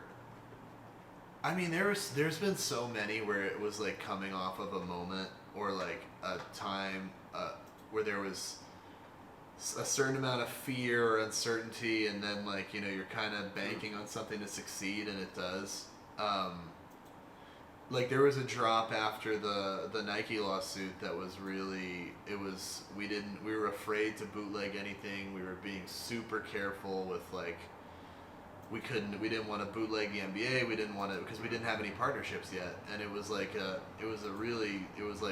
concept was if Hell had a basketball team, and we were getting so much hate and you know, we weren't really certain about what the future was going to be like. And I remember this is right after the Nike show. it was and before that we had just done like this virtual scratch ticket that would reward people that we gave free stuff to people that got like we gave free stuff to people that kept the shoes, and also free stuff to people that ordered them and canceled. So even if you got your money back, we gave you at the minimum a free shirt. So you just gave them so much. Yeah, we did PS5. We gave PS5s Holy away, shit. T-shirt, and the worst prize you could get was a T-shirt.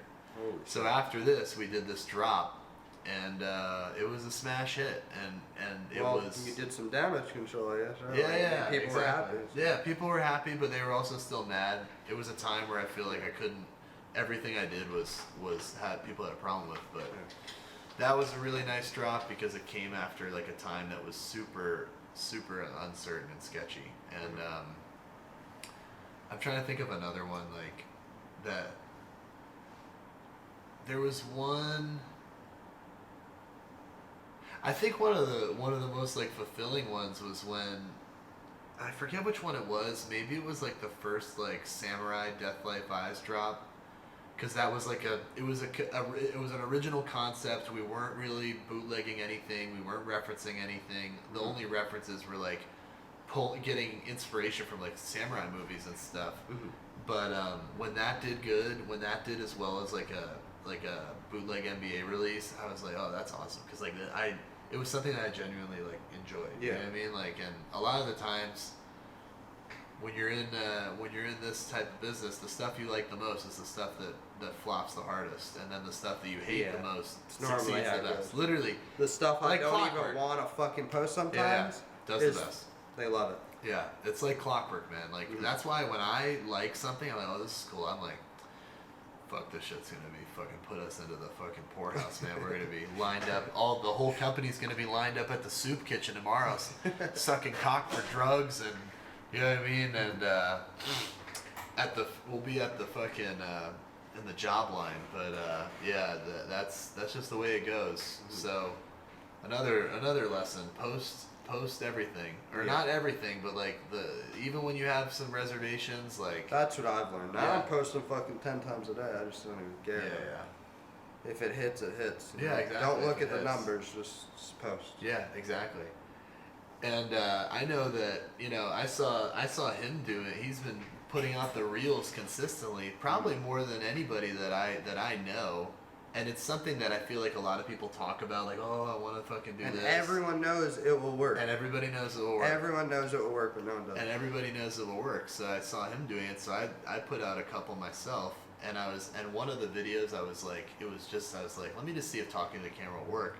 And and I'm sure you've seen it, like the way that algorithm, the way that the algorithm pushes out the content. Like you could put something out and it could be a flop for 24 hours. 3 days later, you're getting hundreds of fucking comments, and you'll see like the shares jump from fucking 1,000 to like 15,000, and it's just like it's unpredictable. So that I feel like that medium, and I mean I'm saying it because everybody knows this. Yeah.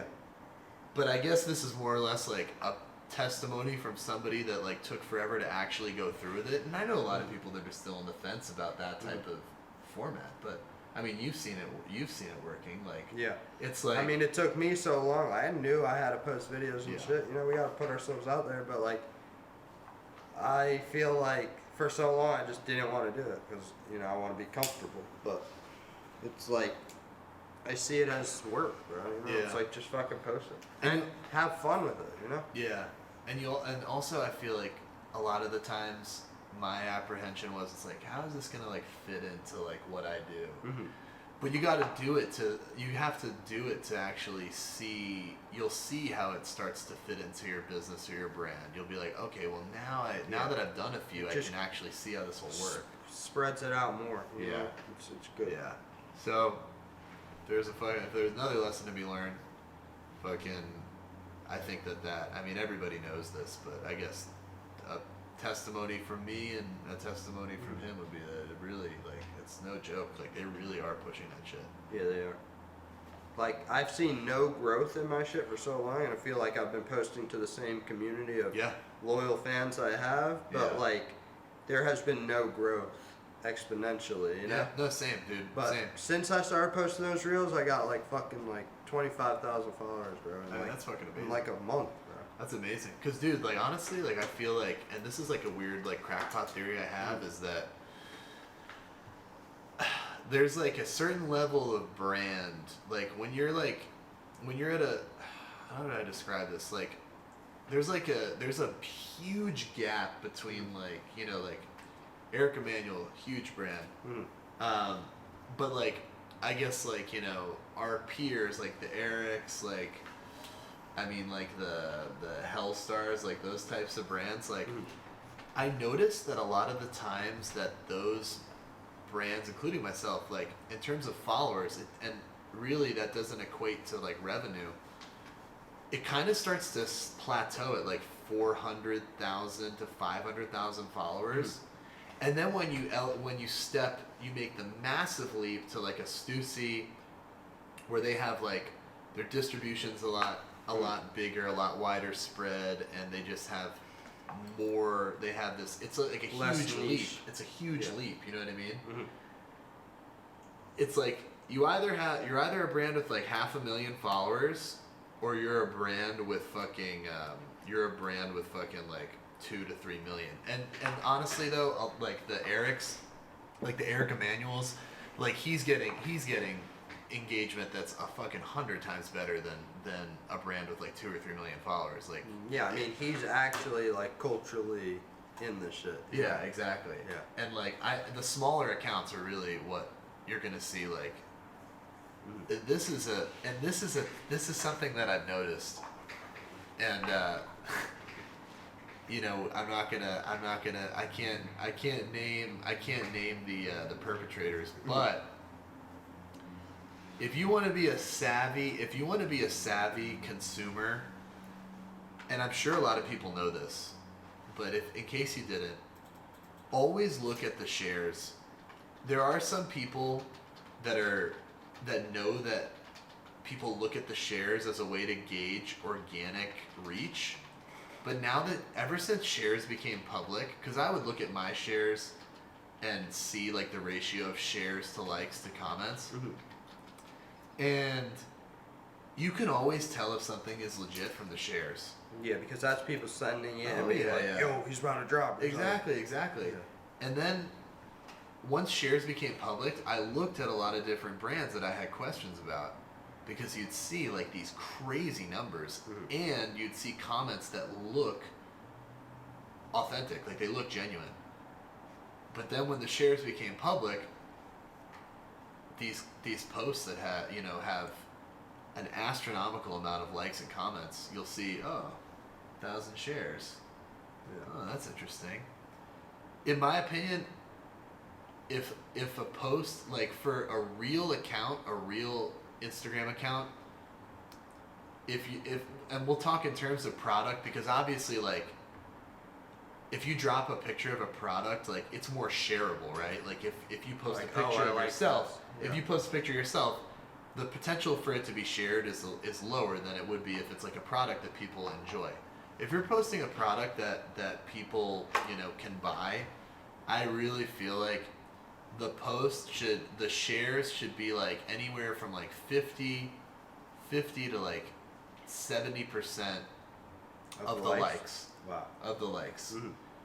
And when you see a company have like maybe 200,000 likes on something, and then all the comments are from a Pakistani click farm, where they're able to actually fine tune what the people are saying and and it will populate with accounts that look real. Like it's not like how it used to be, where you'd have numbers and weird hundreds shit. of fucking like these weird like Middle Eastern Instagram accounts where you go to it and it's like a fucking like you could tell instantly. It's like the only picture is like a blurry photo of like an infant in like a blown out hut, you know what I mean? And they're like commenting on a fucking like some streetwear brand. But you gotta look at the shares, man. The shares don't lie. So you think people are like buying likes? Oh no, and shit? I with 100%. There's a lot of brands that are actually really popular right now, or at least that's what they'd like you to believe. When you look at their shares and you go back to a time before that they knew to buy shares, because you can buy shares too, and a lot of people do it because they know that now that information that is Warren public. Lotas is onto them. Exactly. Yeah. Now that the fellas are onto them, and shares are public, they know that it looks fishy that when you have fucking 200,000 likes and fucking 1,000 comments, but only 1,500 shares, that looks fishy. When someone like Eric or someone like myself posts something and maybe it'll do like fucking 8,000 likes, but also have 7,000 shares, or 15,000 likes and have fucking 12,000 shares, like that's legit. Yeah. You know what I mean? That's legit. Always look at the shares, and you'll be able to know if something is legit or not, because there are really advanced ways, and like I said, these like Slovenian or Pakistani click farms that are able to really create an image of genuine engagement. Like they are able to do it. Like I was sold on it until the shares became public.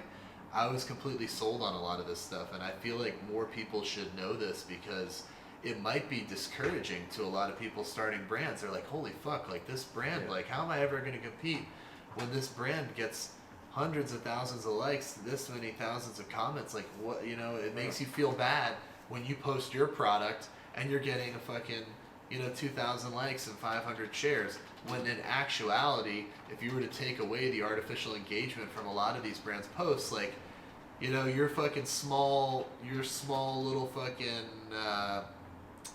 monthly drop brand, Shopify brand, is probably doing just as good as them in terms of their social media engagement. So like really like do your homework on a lot of these brands. Like I said, I won't name them, but I have a fucking, in my head, I have a list.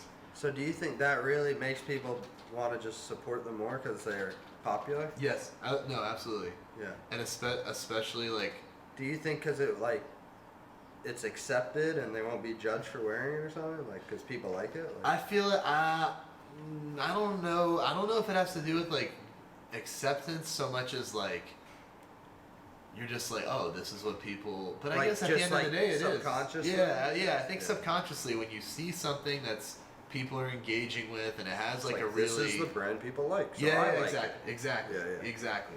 And even if you don't end up buying anything, like you might be like, oh, this guy is a popular guy, and it's smart because the way that they're doing it is that they take the artificial engagement, but it's layered beneath. Like they might really know people and really have a network. Yeah.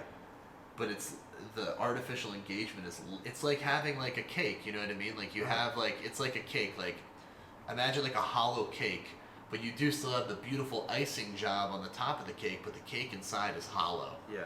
You know what I mean? So you're still so able to. It looks delicious. Exactly. It looks delicious, and maybe they did put in a lot of time on the decorative icing on top of the cake.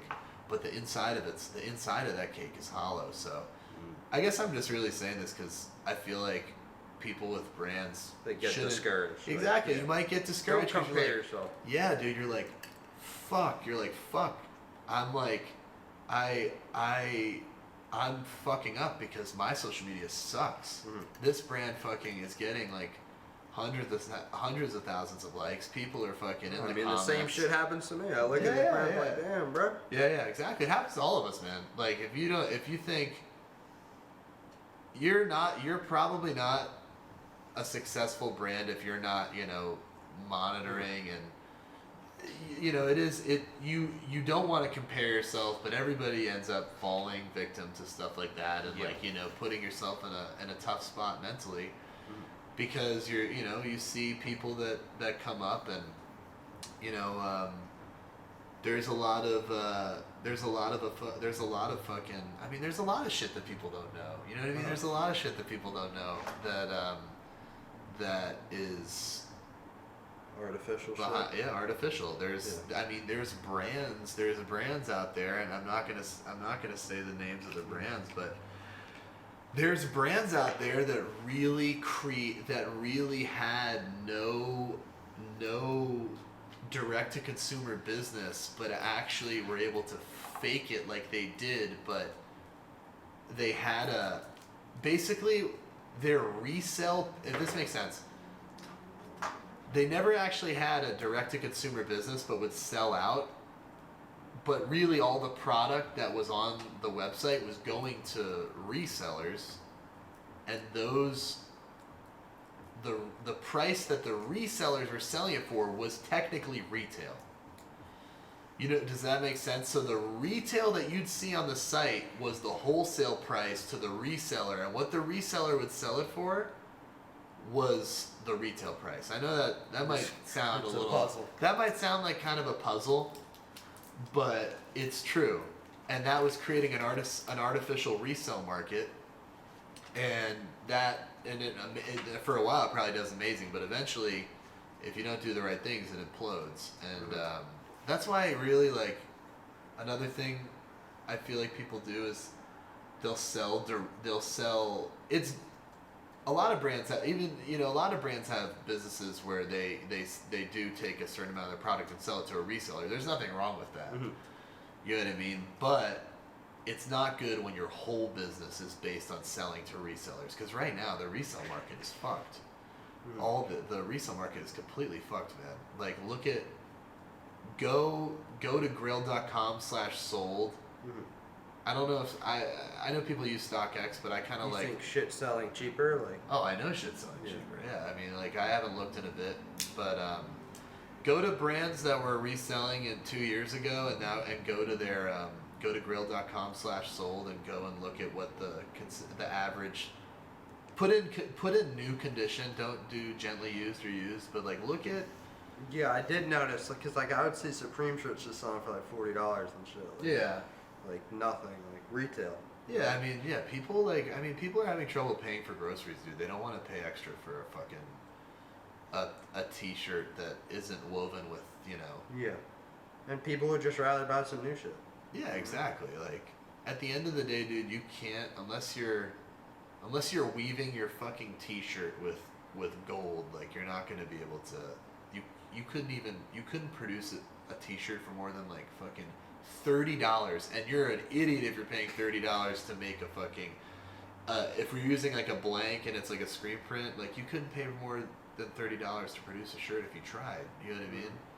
Not with like vintage stuff. Like if you're using vintage, like the base base t-shirt is special.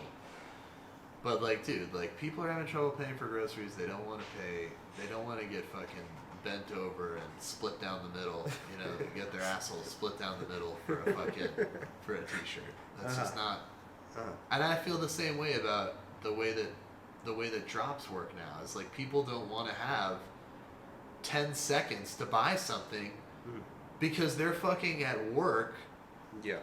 With their fucking nose to the grindstone, fucking, you know what I mean? Like whatever, they're at their fucking job at the steel mill. Or on the fucking the conveyor belt at the glue factory, and they don't have time to go sit on a website and to wait have for the drop. Exactly, have a 15-second window to buy something. I feel like that and whole it thing stresses them out. Too. They want to just comfortably go to the website, buy their thing, what they want in the size, and it ships. I did feel like that hype of like selling out died. No, I totally agree. I try to keep stuff available for as long as I can. Because it's hard to build I think a mistake that I made and a lot of people made is that we wanted to have our stuff, everything that we put out, we wanted it to sell out and not be available. But it's hard for people to connect with a brand that they can't buy. You know what I mean? Like it's hard for them. And they have this urge to want to spend money on something, so they're just gonna go somewhere else and get that thing satisfied. Yeah. I feel like we're in the era of like stuff being available and just having good product and having a cool brand behind it, and not necessarily like the whole allure of it isn't just like, oh, it's hard to get. Yeah, people just want to play dress up, bro. Like they don't really care that this was rare and it sold out in 2 seconds. Like I feel like that's over. Yeah, and someone says like we used to be like that with the sports stuff, and no, we did. Oh, the filter's broken on this. What the fuck? We did used to be like that, and I think that was a mistake, or not a mistake. Like that's just what people were doing at the time.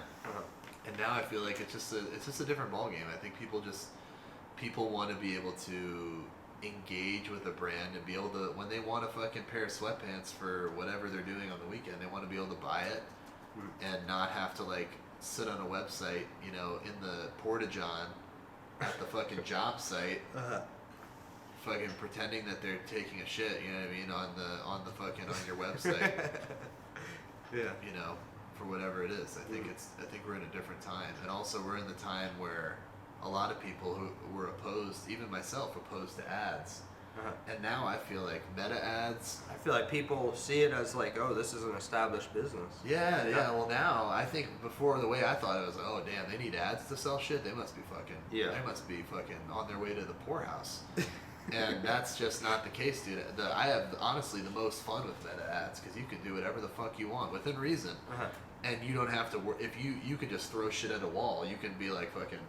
Really? You could fucking just be. I like, need to experiment more with that. Dude, I you have should. nothing against ads. No, you should, man, because really, like, and it's like kind of it's a skill, like the whole Kalin does it, so it's definitely like it's hard, like to get the meta ads manager, like the being able to use it. It's like it's like being able to use like Photoshop. Photoshop's harder, but you know what I mean, like that is worthwhile because dude, you can post ads. And you can target whoever you want. Yeah. And it's not gonna it's not like, you know, like, oh, I can only do like 3 hard posts this week because it's gonna nerf my engagement. Like you can. It's like hidden from everyone. Oh, dude, I would have like 20 of the dumbest fucking ads running at the same time. Like one of our first most successful meta ads was a picture of a fucking sandwich. Really, you know what I mean? Like, wow. And like you can do that, and like I wouldn't post a picture of a sandwich on my Instagram profile because like obviously no one's gonna engage with it, and then it's gonna snowball, and then the post after that's probably gonna do bad. But like with meta ads, you can post whatever the fuck you want, and it's not gonna affect your engagement on your normal page. Dude, I definitely want to do that. No, you really should, dude. I'm just trying to grow. I don't give a fuck. The whole mysterious, like fucking artiste, fashionista, fucking whatever. Those people are fucking in the gutter with a bottle of malt liquor as we speak, man. It's all about. Especially after like the come up story, like we already had our story, you know, exactly. So, yeah, it's over. Just be a good person. Fucking normal. Normal is the new fucking punk rock. Cool, yes, being normal and being a nice, respectful person is really the best thing that you can do, and it's very. It's the rarest. It is, and trying hard. Trying hard is it's the new. There's a few things that are on the uptrend this year, and I'll tell you what they are. Running red lights from a stop is on the rise. I've been running a lot. I've been running red lights from a stop. I don't blaze through the fucking intersection. I like to run the reds at a stop, at a dead stop, when I know that the coast is clear. Yeah. And it's even funnier to do it when someone's right next to you because it's like when you see someone run a red light, you're like, that guy's a fucking maniac. It's like when you see someone litter. If you saw someone throw a bag of McDonald's out the window, it's like you just saw them beat their wife. It feels like that, doesn't it? Like when you see someone litter, it really feels like you just watch them fucking. It really just. It's like you watch them fucking beat the fuck out of their kid in broad daylight. I that's not on the rise. Littering's not trending up right now, but what was I gonna say? Running red lights from a stop is definitely on the uptrend, and also working hard, trying hard, and having people know that you're trying hard. Because before it was like you didn't want to look like you're trying hard. Yeah. But now trying hard is definitely it's on the uptrend. It's on the uptrend. Yeah. Don't be afraid to look like you're trying hard. Yeah. Don't be afraid to look like you're trying hard because it's there's no shame in that. I feel like people were ashamed of it before, but don't be ashamed of trying hard. It's true. There was another thing that's on the rise. I can't remember what it is though. It'll come to you. I can't remember what it is. I was thinking about it the other day. I was like, this is definitely, I see people doing this more, but running red lights from a dead stop is definitely on the rise. Do you think you are trying your hardest at all times? Because Right, this year for sure. You know, someone said, This you know, are one's you fucked up. actually trying your hardest? You know, a lot of people say I'm trying my best, but are you really? You know? Yeah. I think of that a lot. I said, you know, let me actually try my best. Yeah, this I feel like this year, like there a lot of things changed, like the economy changed, the way that people do business changed, and I feel like this is the year where I definitely had to try really hard to understand how things were changing and how we can adapt to that stuff. So yeah, but maybe the years before, like not really trying as hard, but you know, it ebbs and flows. Like it ebbs and flows.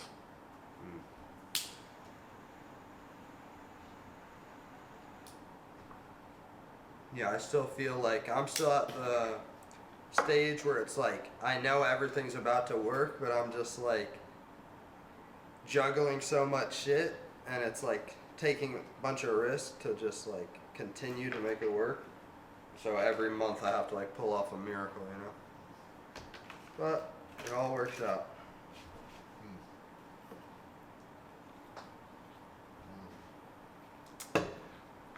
What else we got here? Wood tips on the rise. Wood tips on They're the timeless. rise. I mean, Black MILFs on the rise. You don't really hear about black MILFs too much.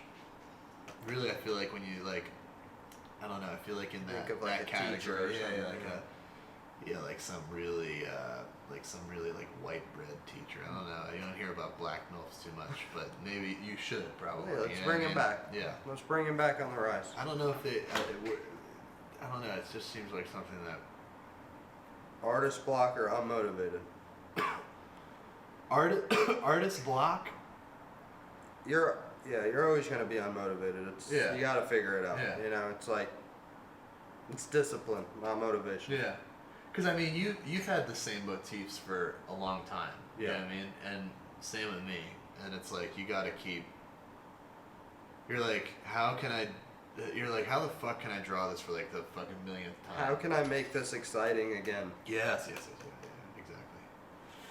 And it sucks. Like, if you have a really good drop, it's like, all right, you had a good drop, but now you got to do it again. Good, and yeah. actually, you got to do it better. Actually. yeah, exactly. That's why it's good to. I feel like for me, it took a while to actually like figure out the whole staple constants type thing. Like every time we were doing a release, it was always something completely new, and that was tough. I feel You're like, saying like less of like a theme or like the themes, even though it's what kind of separated us from a lot of different brands, it also made it the trickiest to like be repeatable. And also, we never really had a logo, you know what I mean? And that's one thing I definitely regret. And you know, we have our logos, like the Reaper is our logo, but it doesn't look the same every time. So it's kind of, I didn't really have the luxury of being able to just like put it on stuff and have it sell, but I realized that like a few years ago. So there's some logos that we push, like the Bat logo, and like there's a couple. the one classic skull. Yeah, exactly. The one classic skull. Like if you have a brand, just make. I mean, everybody knows this. I feel like I'm a fucking moron for not realizing this, but yeah, logo is so important because eventually when it clicks. Yeah, but you have so many logos. You're actually. I feel like you're the king of logos, really. Yeah, but it's like there's not a main one where it's like. Because the face I draw also always changes, you know? But you don't have like a main logo, but you have like a toolbox of logos, which is what you want. Chrome Hearts doesn't have, in my opinion, they don't really have one logo, but we could probably I don't know how many they have, but they have a bunch. You know what I mean? They have a bunch. Yeah. So you have you have your repurposed Carl's Jr. logo. You have your face. You have the pumpkin face. You know what I mean? Like that's what I'm talking about. I'm not. Maybe I should say you shouldn't. Not have, having one logo is great, but like having multiple is really. I mean, look at the different brands out there. They always have like. You know, they have their monogram. They have their fucking. They have like the logo they'll put on a belt. You know what I mean? Like that's important. And yeah, I wish I kind of developed logos a bit earlier. Know how important that was. I mean, yeah, I feel like that's a hard thing to do. Like, I don't know. It takes a long time to realize what the fuck you want your logo to be. And yeah, I started out with just the classic face that I don't even know what to call it, but then I just slowly kept adding these things as I went, you know. Pumpkin. Yeah, I love the pumpkin. That's one of my favorite ones. This is like low key becoming like the real logo. Yeah. I mean, I feel like maybe. There's gonna come a time where you push that longer than you push the face. No. Cause this is the one that like I have a file that I use for multiple things. You know. Yeah. Where I'm just like copy paste. It's always the same. Yeah. It's always the same, and that's good. Yeah. Let's see. What are they saying in here? Goblin's lit. Fuck with the goblin. Oh, that's another one. I mean, that's probably of all your logos. I feel like that's the one that I see the least. But I love it. I love it. I love it. It's one of my favorites. But I feel like the one I feel like I see used the most is the pumpkin face. And I mean, that's one of my favorites because it's just meat. It's just tough. People love the star. Yeah, the star too. And apparently Carl's Jr. loves the star too. Dude, fucking Instagram took down the 730 printing account and the Why? 730 footwear account. From Nike? No, some weird like AI fucking brand called like 730 fucking apparel or some shit like that. Like filed this lawsuit saying like the whole website's fake, everything's fake, you could tell everything's AI generated. You can't buy anything on the website. So obviously they had the trademark. They said they had the trademark yeah. to 730 on sporting goods or some random shit. Instagram took down the accounts, didn't explain what the fuck happened. We had to get a lawyer and all this shit. Contact Instagram. Now we're reverse suing the people that are trying to fucking get our account down, and we're dealing with all this legal shit. Accounts are still down. You know, what if we had important shit we had to fucking post, you know? And it's just funny because I was gonna say this, like, out of all the logos and shit that I fucking steal and copy, I get sued for 730, bro. So you know, like, what? My own fucking number? They want to sue?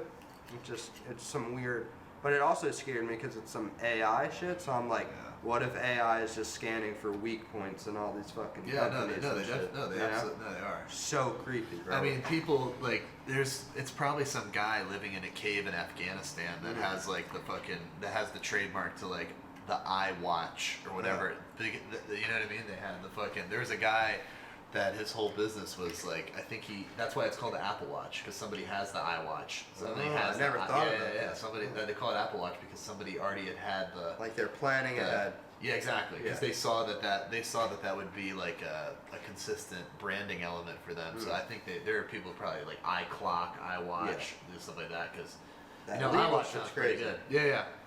But it's usually some guy in like a cave in Afghanistan that is like collecting like domain names or Instagram ads, you know what I mean? Yeah. So nothing you can do about it. But yeah, that really fucking sucks. Yeah. Hopefully it all works out, but it's just fucking annoying. Luckily I still have Asspizza, so. Yeah, the fucking. Hey, they're the ones that came.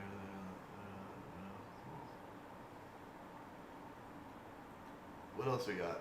Handed out patches in 2019. That's a rare pop-up. That was a rare pop-up. What was it? Vintage Grocers. Yeah, Vintage Grocers. Still in business. What's the future looking like? Future's looking bright. The future's some looking sunglasses. Bright. Sunglasses? Well, Yeah, it's so bright that we need shades. I feel like the question. This stream is so cozy. That's good. I like that. Yeah, people. What does that mean? The cozy? different. Are people sleeping to this? I mean, people watch me sleep, and there's 80 viewers the whole time. Really? Watching me sleep.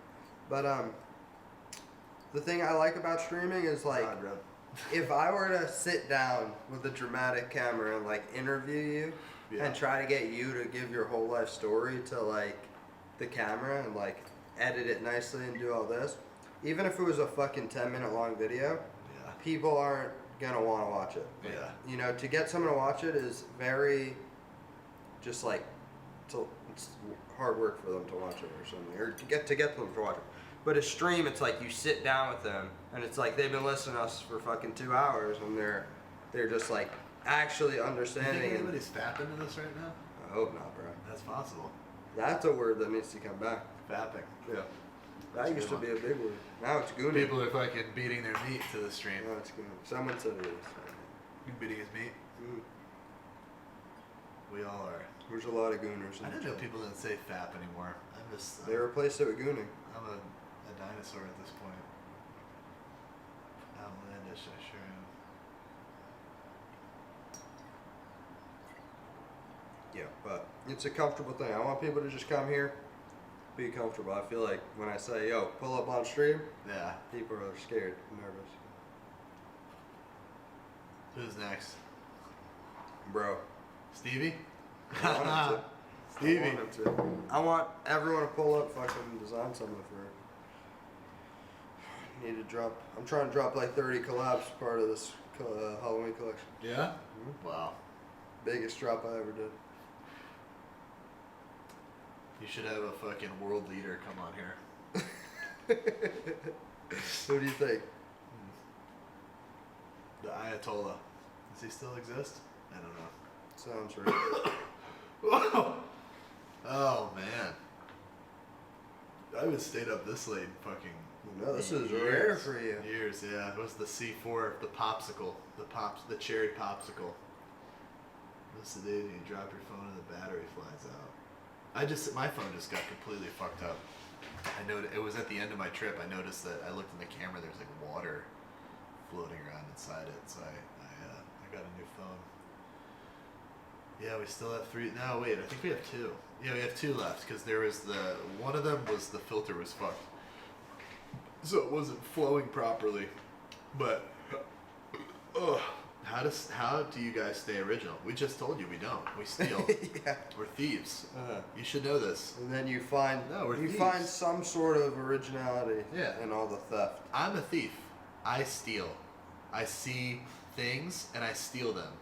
And then I repurpose them. And then we sell it.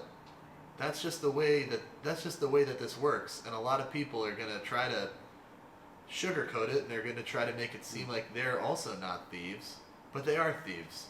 And some thieves are more creative than others and they're able to modify and alter things in a really great way. But at the end of the day, you know, It's pirate shit. yeah, exactly. And it's just like we're building on top of the other. I do need to take your portrait before you get out of here. Oh, Take yeah? a photo of everyone who fucking is coming through this month. You take videos in the back room too, and then you use Yeah, that. well, you hold them over people's heads later on, right? Yeah, Yeah. the picture him. The one with the Asian masseuse. How long are you in town? I'm leaving Monday. It would be fire if you could paint something in here. That would be cool. With a spray can. Whatever, we can use markers, whatever. Markets. What color markets do you use? Markets. What else we got? I feel like people are falling asleep here. Guys, what do you want to see? This is what you should do, though. This is what we should do for the collab. If you come back here and paint something, Yeah. take a photo of that graphic. Use it. That's the thing. Yeah. I'm fucking with the purple, white, and black colorway. Yeah. Switch So it up. this guy ended up coming through, huh?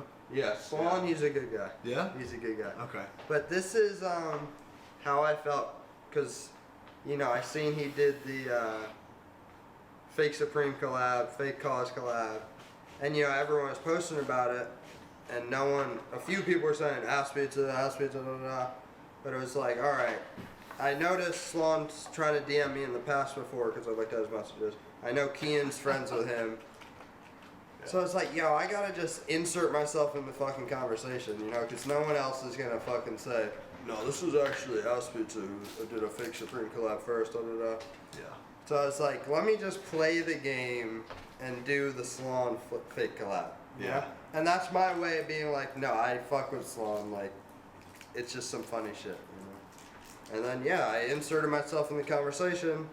Now we're working on a real collection. That's how it goes. That's good. Okay, I'm glad that. He's a good guy. Okay, good. He's a good guy. Good. Yeah, you just never know. I feel like I have very few.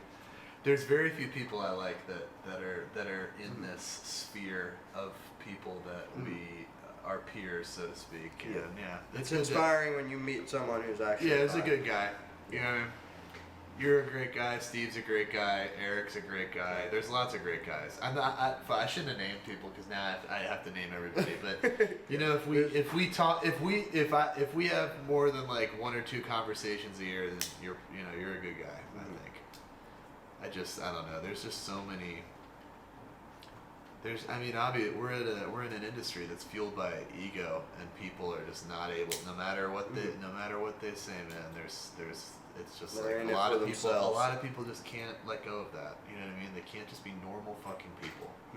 Why can't people just be fucking normal? No, I think that's the real key, and I mean, I don't know if it's luck or hard work or whatever, but it's like we're still here and we're doing our thing, And a lot of people come and go, and my whole belief of life is I do good things happen, and I always feel like God's looking out for me because so many things where it looks so terrible, it always works out, man. Yeah. It always works out. Yeah, and honestly, like I feel like sometimes you see trying to think. A lot of the times you'll see things that like have like a brand or something that'll have like a hockey stick moment, and you're looking like fuck, like you just see this like quick explosion of energy, a cum shot of energy. You know what I mean? A real hot load, and you're like fuck, like because for me, my growth has always been really. You said a what? Oh yeah, a big hot load of energy. And for me, I feel like my growth has looked like this. Wait, hold on. Let me see how that looks on the camera. Like this.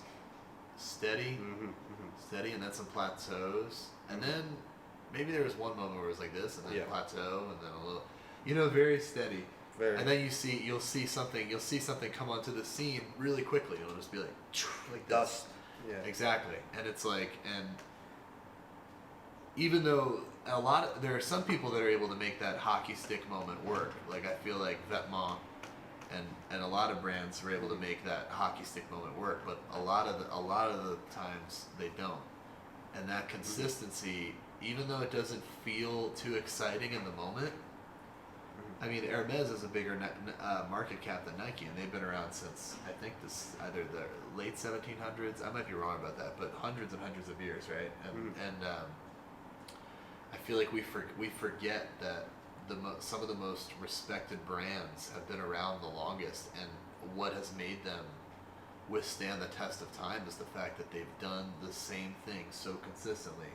I remember Roma, our man over at Alchemist, used to always tell me that Chrome Heart's best-selling, and I don't know if this is still true because the brand's so different now, but their best-selling ring when they started doing silver jewelry was their best-selling ring. He told this to me in maybe like 2015 or something. So their best-selling ring, like fucking 25 years ago, is their best-selling ring today.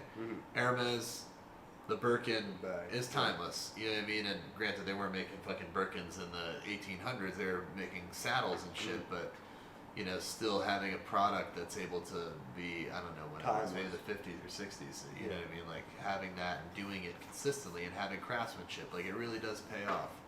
Even though sometimes it's not exciting, and I sure as fuck don't want to be dead by the time,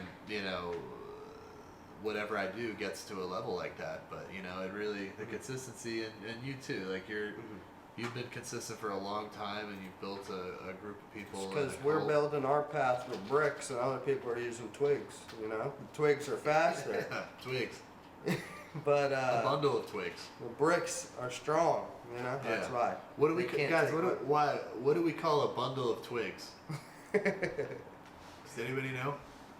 Bundle of twigs. Bundle of twigs. Yeah, there, someone got it. What does that say? Held. Oh, they blocked him. That's crazy. Damn. It's just a real word, bro. It is. Yeah. There's a lot of words that. Yeah. There we go. It's coming back.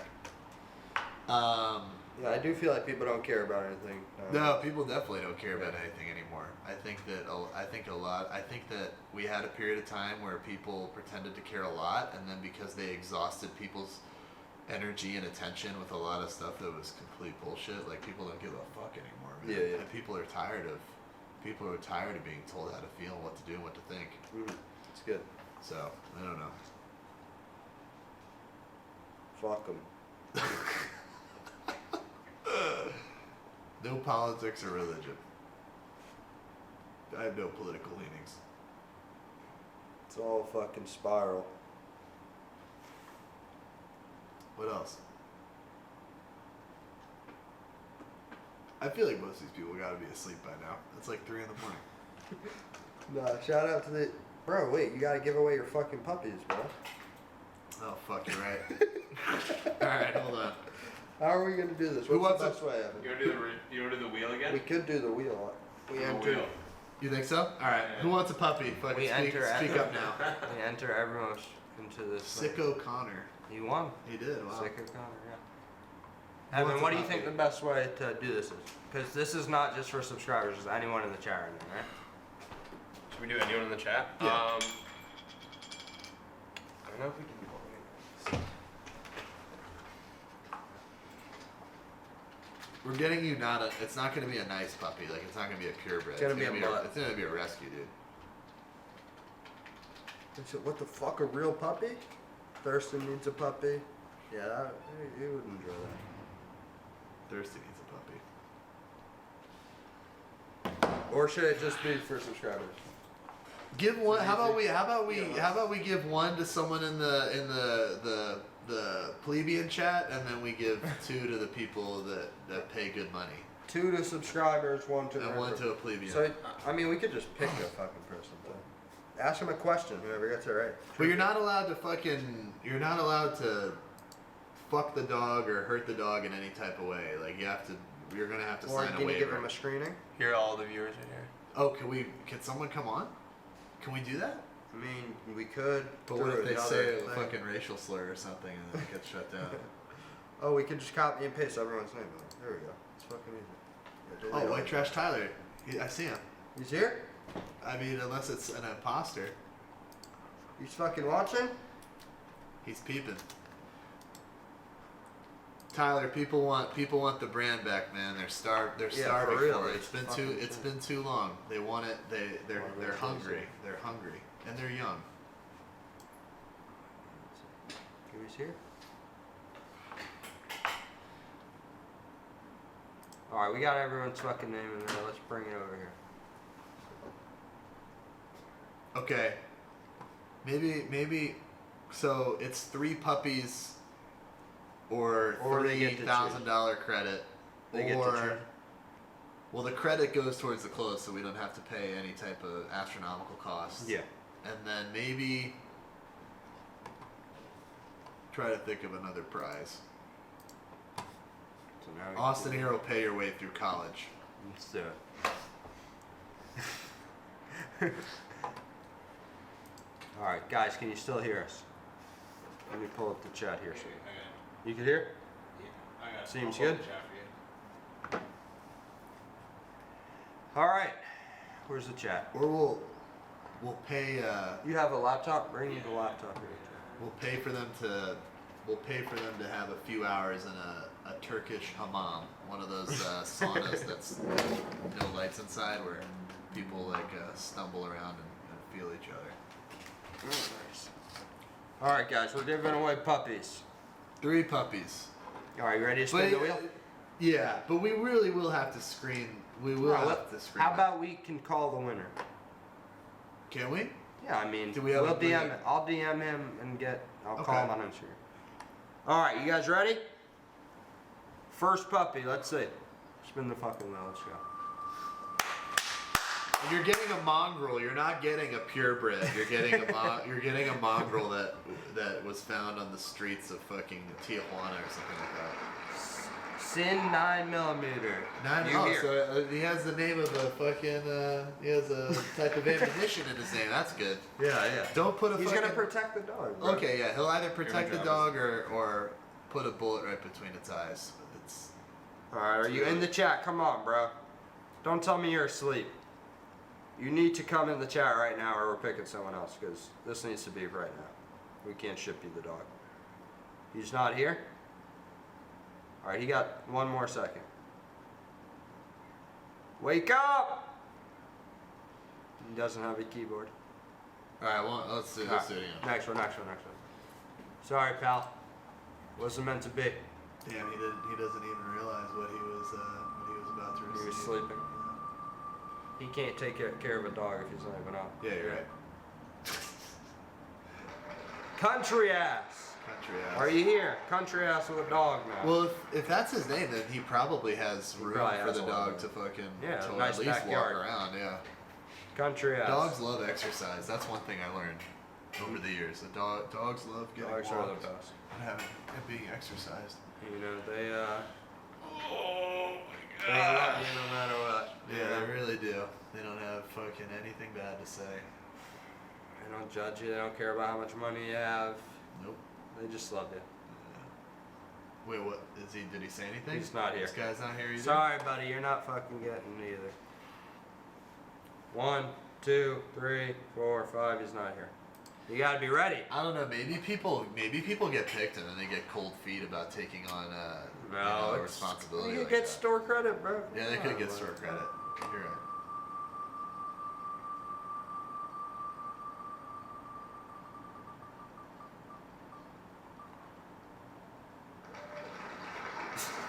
How much ass Nina ass? Huh? 8 and an ass?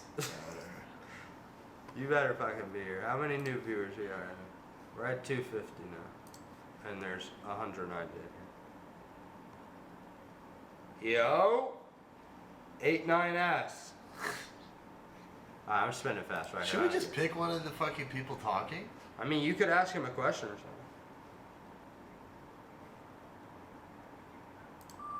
Alright, one last try. Let's try.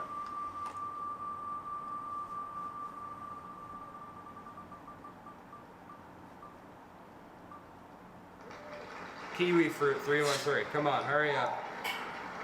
Kiwi fruit.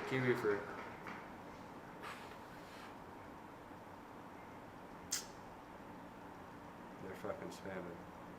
There he is, right You there. saw it? Yeah. Oh, there he is. Drop his Instagram. Yeah. Kiwi fruit. Put your Instagram. We need to talk to Put you. your Instagram.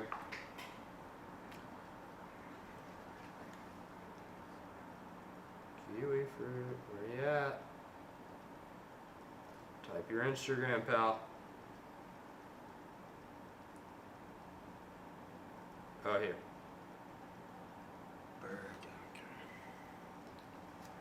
We got his Instagram. Good.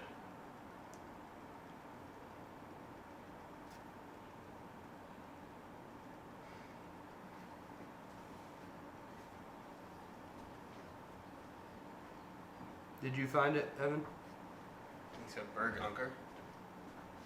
Yeah, I've lost it. Did you find it? All right. Right here. Bird Dunk. This is him. You want me to call him? So. About to DM you, pal. Shout out Limousine Skateboards, the rippinest skateboards that I don't know if they manufacture domestically or in China, but for the sake of making them sound great, they manufacture domestically using the hardworking Joes that populate that make up the backbone of this country. I told Limousine Skateboards they need to pull up here on stream and I'll collab with them and drop it on Halloween. Did they say anything? He said, wow. And they didn't get back to you? What the fuck, man? Logan, come on, get Yeah, over here. what the fuck are you doing, man? Here, let's call this fucking guy. Kiwi fruit? Doesn't work. Oh my god, man. These. Nothing works nowadays. Tell him to call me. Oh, there he goes. Oh, no. His thing doesn't work? Nah. Alright, it's alright. Alright, I'm gonna send you my number. Hold on. Send him mine if you don't want to have yours out there. It's all good. I trust this guy with my life.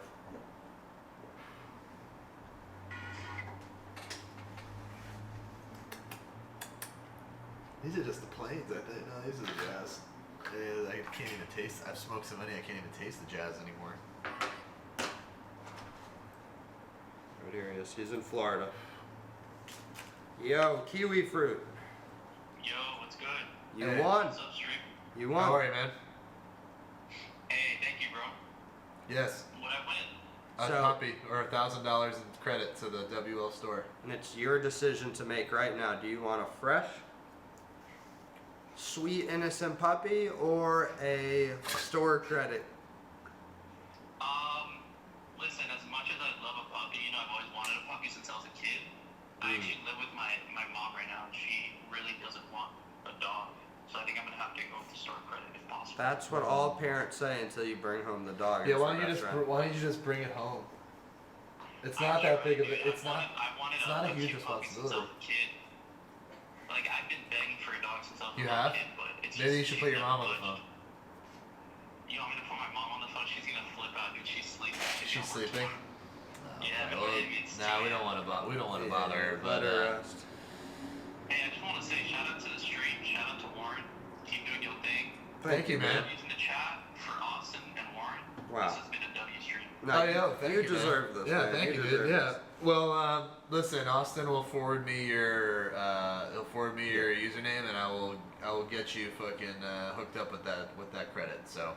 Hey, let me know what you need. Just DM me, alright? Yeah. Awesome, bro. All right, man. Sleep well, Have a man. good night, Have bro. a great night, guys. Yeah, sleep See ya. tight. See ya. Wow, what a great guy. He deserved it. Nice I guy. can tell he's a good kid. Hardworking mom too. Yeah. Puppies are a big responsibility. I had a puppy this year, and for the first 4 or 5 months, this fucking thing would roll around in shit every morning. What kind of dog was it? Bernese Mountain Dog, and it would roll around every day. I would wake up, and because it would be crated and it would be caked in creamy diarrhea shit. No fucking way. Yeah, and I'd have to give it a prison shower. I'd have to give it a fucking prison shower every morning, and it is not. It's not Holy easy, man. shit. It's not easy. The dog is. I love her. I love her so much, but she is a fucking maniac. But Is I she love getting her. better? She's getting better. Oh, she's getting better. Yeah, we've electrocuted all the life out of her, so she's really just more of a like a stuffed animal now, which is really what you want. That's what they want. Yeah. Really what Cuddly you want. stuff animal. All right, shall we try the wheel again? Yeah, let's try the wheel. It'll work this time. Let's see. Let's see. Okay. All right, let's go back to the desktop. All right, let's remove him. Who's ready? You guys can win big. Maybe we should change the prize. Every time? Yeah, I'm trying to think of what would be good. Maybe like Use how.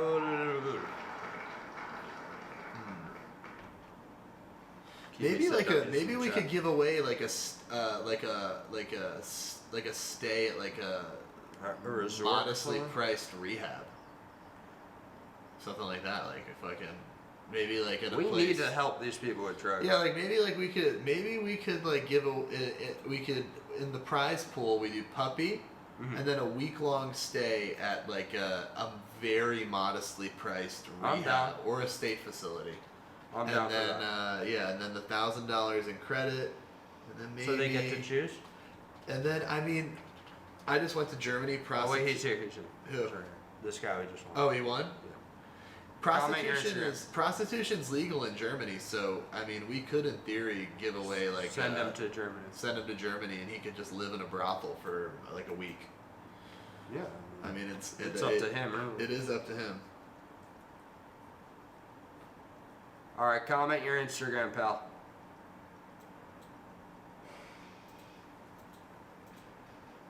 If you even have one. If you... Let's see what he says.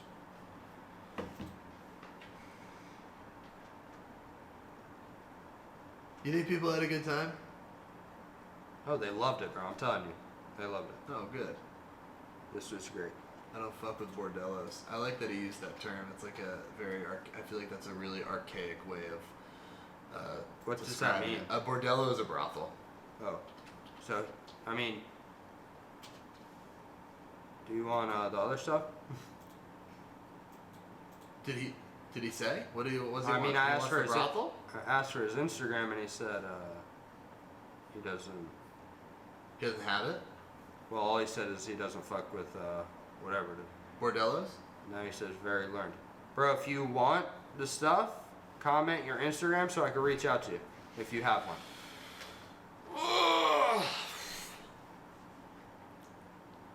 You're allowed to sleep, right? Me? Yeah, you could sleep. Yeah. It's, But then people know you're sleeping, so they know that you can. They can do think shit I'm to you. sleeping. Yeah. I that's think true. I'm sleeping, but I'm actually watching myself sleep. Yeah, I was gonna say. They know that you're vulnerable. They could send a missile through the front door. I'm in the Bronx, so. Yeah. Yeah, it's crazy being here in the studio in Pennsylvania. It was a long drive, but it was worth it.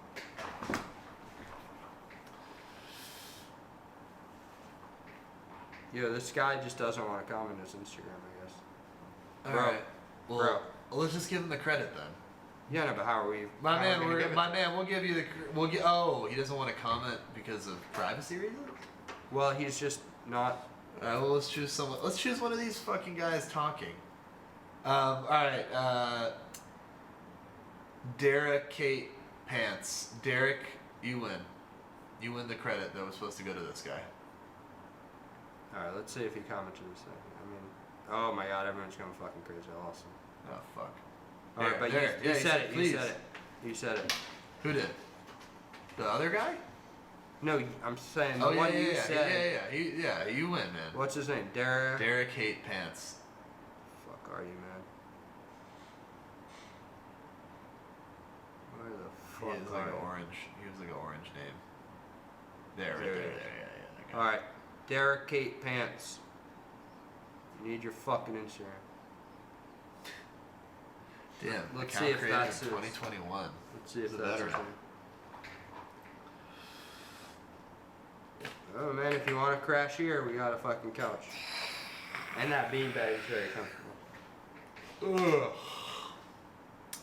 Sorry, we'll get this done quick. No, I'm already in the what's it called? Like when Past it. yeah. No, that's not Is his. that Dr. Bronner's soap over there? Yeah, that's where I shower. Taking those fucking. You see that? That's a camp shower. It's fucking insane. Really? Yeah, you just fill it with water and it's ready. It heats it up too. That Dr. Bronner's, man. Derek eats pants. Eats pants. Oh, Derek ate pants. I see. And his This other is his Instagram is in the present tense, or was it present perfect? I don't know. He wished me happy birthday before, so That's he's nice. a good guy. He's a good guy. Hey, this guy won free shoes from me before. Oh, so this he's guy's a he's lucky big guy. Winner. Big winner. Big winner. Let's go. Alright, my calls don't fucking work. Whatever. We'll send my number. Call me.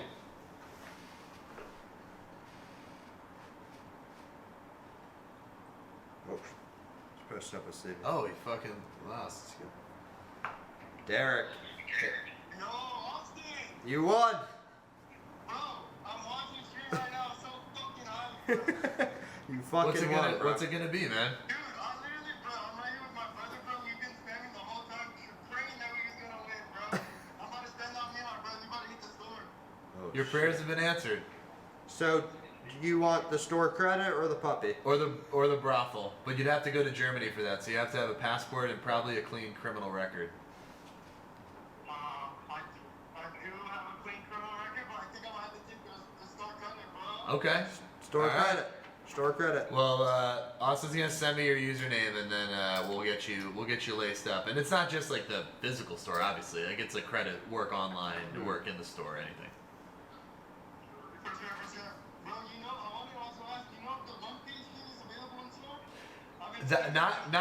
Not yet, because it was pre-order. But usually when we do a pre-order release, when the production's finished, it'll come. So I imagine it'll probably be in the store in like maybe like 3 or 4 more weeks, something like that. For sure, bro. Just say what's up to Steve for me, bro, if you can, bro. To Steve? Yeah, absolutely. We will. We're gonna get him on this stream, man. We'll We're gonna get relay him on the stream. the message. Derek, you really deserve this, man. You're a great kid, man. I'm happy you got this. Yeah, I love the joy in your voice, dude. It makes me happy. We'll meet each other again soon, man. Bro, I'm definitely gonna come back to LA, bro. I will, for sure. Oh, you're in LA. Okay, so you could go to the store. That's why I need to go to the store. I'd love to go to the store. Oh, that's awesome, man. Fuck. I got the Father Steve team from BBC running did the pop-up. Oh yeah. That's awesome, dude. Man, you're fucking with the fellas, man. We respect fucking you, with man. the Thank you fellas, so man. much. Love you, bro. Hey, dude, have a good night, bro. I really appreciate it, bro. W fucking stream. I love this shit. W, Oh, man. that's Thank awesome, you so man. much. Sleep man. well, Tune in. dude. I'll be here all month, man. Bro, I'm gonna be here all month with you, bro. I appreciate that, that's man. awesome. I'll recognize your name now. That's awesome. All right, mate. Have a good night, bro. We'll get you hooked up. Stay safe, bro. Much love. You too, bro. Good night, dude. Peace. You gotta like the photo. Oh, you got to. Everyone gotta like this photo. Steve and Oh wow, it's like a real camera up there. I didn't even notice. I thought we were on like a fucking Webcam. a live Jasmine webcam. You remember live? seen You that? remember live Jasmine, right? No, I don't remember nothing. You see the dual cam? Oh, the fellas remember the live. Oh wow. High The tech. fellas remember the live Jasmine. You remember? Who remembers the live Jasmine? Let's see. Where can we see what they're saying? Right here. They remember. Warren confirmed. Google. Those are my middle school days, man. Those are my middle school days. We've all gone through it. Back in the old days, fucking when you were in middle school, and you pull up the site, and then in the background you hear the fucking just thank you for the tip, and then you fucking go and it's fucking live Jasmine, man. They have a fucking some like naked girl who's on the webcam, and there's probably a guy with an AK-47, an AK-47 sitting in the corner, pointed at. There's always like some sad curtains, and the paint job in the room was looked like one of those favela colors. And you got the guy posted up with the AK in the back, fucking. It happened. Yeah, man, fucking. When we were younger, when we were in middle school, we didn't know that those are the inner workings of those types of webcam operations. They were all Yeah, but those are pop-ups, and we didn't have, and we were like 12 years old, so we didn't have money, so couldn't. But it was going to the guy holding the AK anyways, so it's better than something funnels to him. Yeah. Fucking I was just gonna fucking say something. I don't know. Whatever. All right. We gotta choose one more guy, right? Oh, shit, that's your guy, right? My man Narek, the Armenian. Well, it's hard to rhyme a word with that. I was gonna say the Armenian demon, but it doesn't Armenian rhyme. schemian. Yeah, the scheming Armenian. But scheming in a good way. You know what I mean? But he does more than scheme. He fucking he's a man of action. He's a man of power. He drinks, and he drinks well, and he's a fucking go-getter. He's a fucking great guy. He's a great guy, fucking love him. and he's a straight up stud, dude. He's a straight stud. Yeah. Who else can we pick? Our final guys, you could get $1,000 or more in Lotas fucking credit, or you could get a puppy, Or a week in a brothel in or Germany. a week. A week in a German brothel. I mean, that's crazy. Man. That's a fucking great value. Or maybe we pay for like a class for them to take a class at community college. Jazz lessons, piano lessons, Singing lessons, or maybe even like fucking how to properly file like a tax return or something. That would be useful. something that would benefit them. Yeah. Evan, how should we pick the next person? What do you think? Do trivia questions. We could think of an. Oh no, they're gonna spam this number. Trivia question. What's a deep cut? Oh, a deep cut. No, Question. I feel like it's rigged. There's people that. Can look it up. Oh no! Like fucking our man Nick is gonna know it like literally instantly. But we could try to come up with one that would stump anybody. I don't know. But it has to be something that people would know because it wouldn't be something that. Oh, you know what? I have one.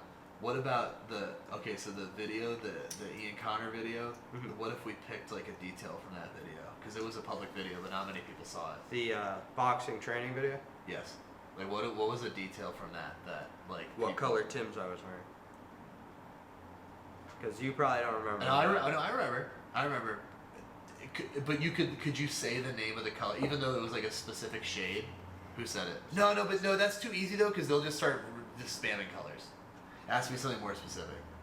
Because someone already got it, but I guarantee you doesn't know the answer. It was green though. It was green. Yeah, it was like olive. What were they? Were Stu C Tim. Yeah. It has to be something like. It can't be multiple choice. Yeah, it can't be. Because Like I was a gonna say what race? race was the girl sitting on the bed? That's an easy one. Yeah, like fucking however many options there were. Yeah, there's only like 4 things you can pick. So. But what I'm trying to think of what was. I'm trying to think. Oh, okay, I have one. Because I'm pretty sure. What? And you might have been wearing it too. What shirt was I wearing in the video? And he might have been wearing one too. What shirt were we wearing? I don't fucking remember this. If you think about it. I can't give you any hints because then it'll be a hint to all them. Billy Hill. Before it's time, buddy. Is that too hard? Well, if I don't remember it. Okay, yeah. If he doesn't, it was the. Oh wait. Someone got it. Is it the collab? It's the Spaghetti Boys. It's the Spaghetti Boys off-white shirt. Now I remember it. Should we count the first guy that said Spaghetti Boys? That's what someone said? Yeah, right there. Fat. I mean, he's a subscriber. He got it. Okay. All right, you win, man. Fat Beepus. Fat Beepus, yeah. Yeah, that was. Comment your fucking. I think we were both wearing it. I think you were wearing it too. The blue one. I wish I had one of those. Dude, I have one over here. Are you serious? Yeah, I bought one. I have 2. I don't know where the other one is. Let me just bring it. Holy shit, man. Fat Beepus, comment your Instagram. And then what was that one? The fucking the Heron Preston, Yeah, the the one with sleeveless the cutoff. yeah. That one I'm looking for.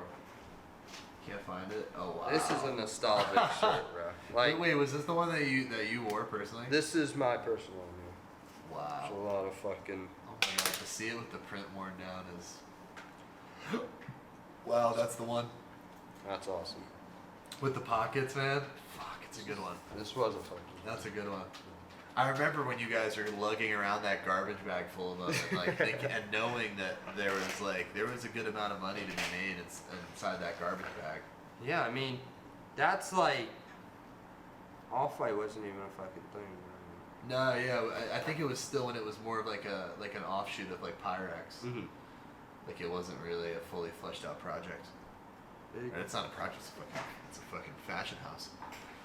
At this point, I don't know about anymore, but This is him, Big Gucci Wi-Fi.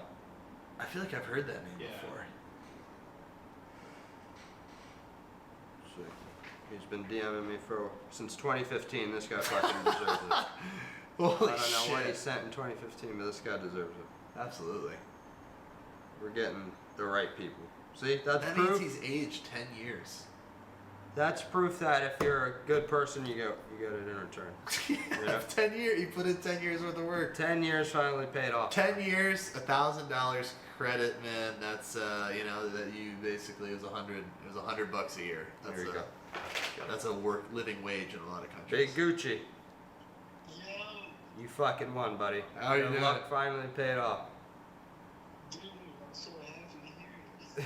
Where you at right now? I'm in my bedroom, bro. Oh, I'm in shit. bed with 2 cats and my girlfriend.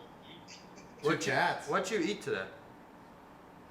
I had some spinach Wow. Like Popeye. A little granola bar or something. Wow. You eat Okay. clean. That's that blue zone Yeah. diet or whatever it is, green zone, the green mile diet. Dude, I just feel good when I eat clean. You know? Mm. I also ate some Taco Bell at some point. That's that. You ate dirty. Cancel You that. gotta mix it. You gotta Balance it. Yeah. Alright. balance. Your asshole's gonna be paying for that one, my man.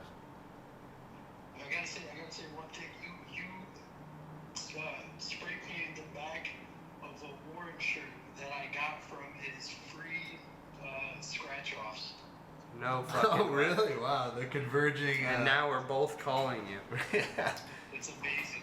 Isn't Wow. that weird how the world works like that? it is weird. It's full circle moment. What was the photo you tried to DM me in 2015? Do you remember? Oh, I scrolled up. There was a message from 2015, but the photo is like gone. I don't know. I couldn't tell you. It's been so long. Well, that's awesome, man. I'm glad you've been along for the journey. A And long haul I'm glad fella. you won. I'm happy to win too. So the question is, puppy Brothel? or store credit $1,000? Dude, a week in a German brothel does sound nice. Yo, your We'll girl's tell, like, yeah, we'll tell your girlfriend you're on a carnival cruise. A puppy would also be cool, but I think I'm gonna go with the store credit. Store credit? All right, that's the easiest choice. But I mean, you have 2 cats. What about 1 puppy? Yeah, he could. Ask your girlfriend, bro.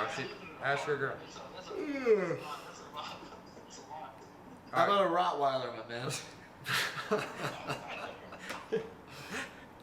Get All you right. a Rottweiler. Store credit. You got it. We're gonna figure it out. We're gonna get you it. I appreciate you guys so much. Appreciate you, dude. Appreciate Fuck, you. man. Thank you. All right, man. Have a good blessed night, dude. You too. Peace out, guys. God bless, man. Peace. God bless you. Peace. Whoa, someone just gifted some subs. How much? We 20 sub. Wait, you gifted 20 subs, man. That's good, Weezy right? F. Turner, you're crazy, man. That's yeah, awesome. it cost them like $100-something. Oh, you're serious? Yeah. I remember I tried to become. I actually got really close. I tried to become, and maybe I probably am lower on the leaderboard now, but I tried to become one of the top gifters of DJ Academics. Oh my God, I really? I spent thousands of dollars. To be his top gifter, and Yeah. were you? I was in the top 5, but now I think Damn, this was like 3 years ago. So I think he's grown since then. So I don't think I'm up there anymore. But yeah, I thought it'd be funny to be in the leaderboard. And you're a fan? Oh yeah, I'm a big fan. Well, and I mean, like, I don't listen to it as much anymore, but that's kind of how I was getting my, I was keeping my ear to the streets. You know what I mean? So so I would listen to like the clips on YouTube and stuff. But yeah, I really, I gifted so many of those. I didn't know what I was doing either. I didn't know like what that even meant, but. Academics, man, you gotta thank this guy, man. Warren Lotas. He Oh, looked yeah. out for you. Oh yeah, really. I was trying to put food on the table for our man, you know. Mm-hmm. Glad So. you did. Yeah, it's great. Might be time for sleep though. Sleeping. Fuck, yeah, it's sad though. It's I mean, sad. It was you a should good pull up time. again, though. Yeah, no, I absolutely will. It was fun. We need to paint the wall. That was fun. Man, it's. What do you think of the whole streaming experience? No, I had a good time. I like seeing people like talking in real time and. Yeah, like people are interested. People are here. Like, The conversation, like you said, it flows good. Mhm. I haven't watched too many. Me and Warren are heavy-handed in Santa Monica. Yeah, absolutely, man. That was a good time. That we definitely, our stomachs definitely fucking paid for that too. I love heavy-handed, but man, it's fucking, that is. is that a restaurant? Yeah, it's like a place. It's like a burger spot. I think they might have more than one location now, but they had a location in Santa Monica, almost Venice, but it's good. They have their own little take on like animal style. It's a little more pickly than animal style from In-N-Out, but yeah, it's pretty good. But dude, your stomach pays for that, dude. Sounds good. Yeah, but fucking yeah, man. The conversation flows nice and everybody's nice and. Everyone has been very respectful to me Yeah. this whole experience. Fuck, dude, I fucking hope you, do you have any targets for this, like, month you're trying to hit? Like, for subscribers? Anything like that? I'm People not even usually doing set it for the goal. subscribers. I mean, I'm just showing them just the behind the scenes, because this month is, I have to make it work no matter what, so I might as well just lock in and show them. Yeah, exactly. But it would be nice, because what subscribers, what do they do? Like they So it's a subscription for a month, and you get it's like costs like $5 or something. You get like 50% of it or whatever. And I don't know, they just don't get ads, and it's basically their way of like supporting the. Oh, that's cool. That's cool. Yeah. Well, yeah. Well, the more support you get, the more you're able to build this. So yeah, it's nice. This is the right man for the job. We're taking the step in this direction. This is the right man for the job. Guys, Fuck, man, I'm fucking tired, dude. Fuck. guys say W. Warren for stopping by. He stayed up past his bedtime. That did, but I'm on that Euro time, dude. I don't even know what. Yeah, that you time- just I got don't back like a week ago. Right? even- Yeah. Less. Yeah, less, but I feel like coming back is a little bit easier, but that was a lot of fun. Alright. Fucking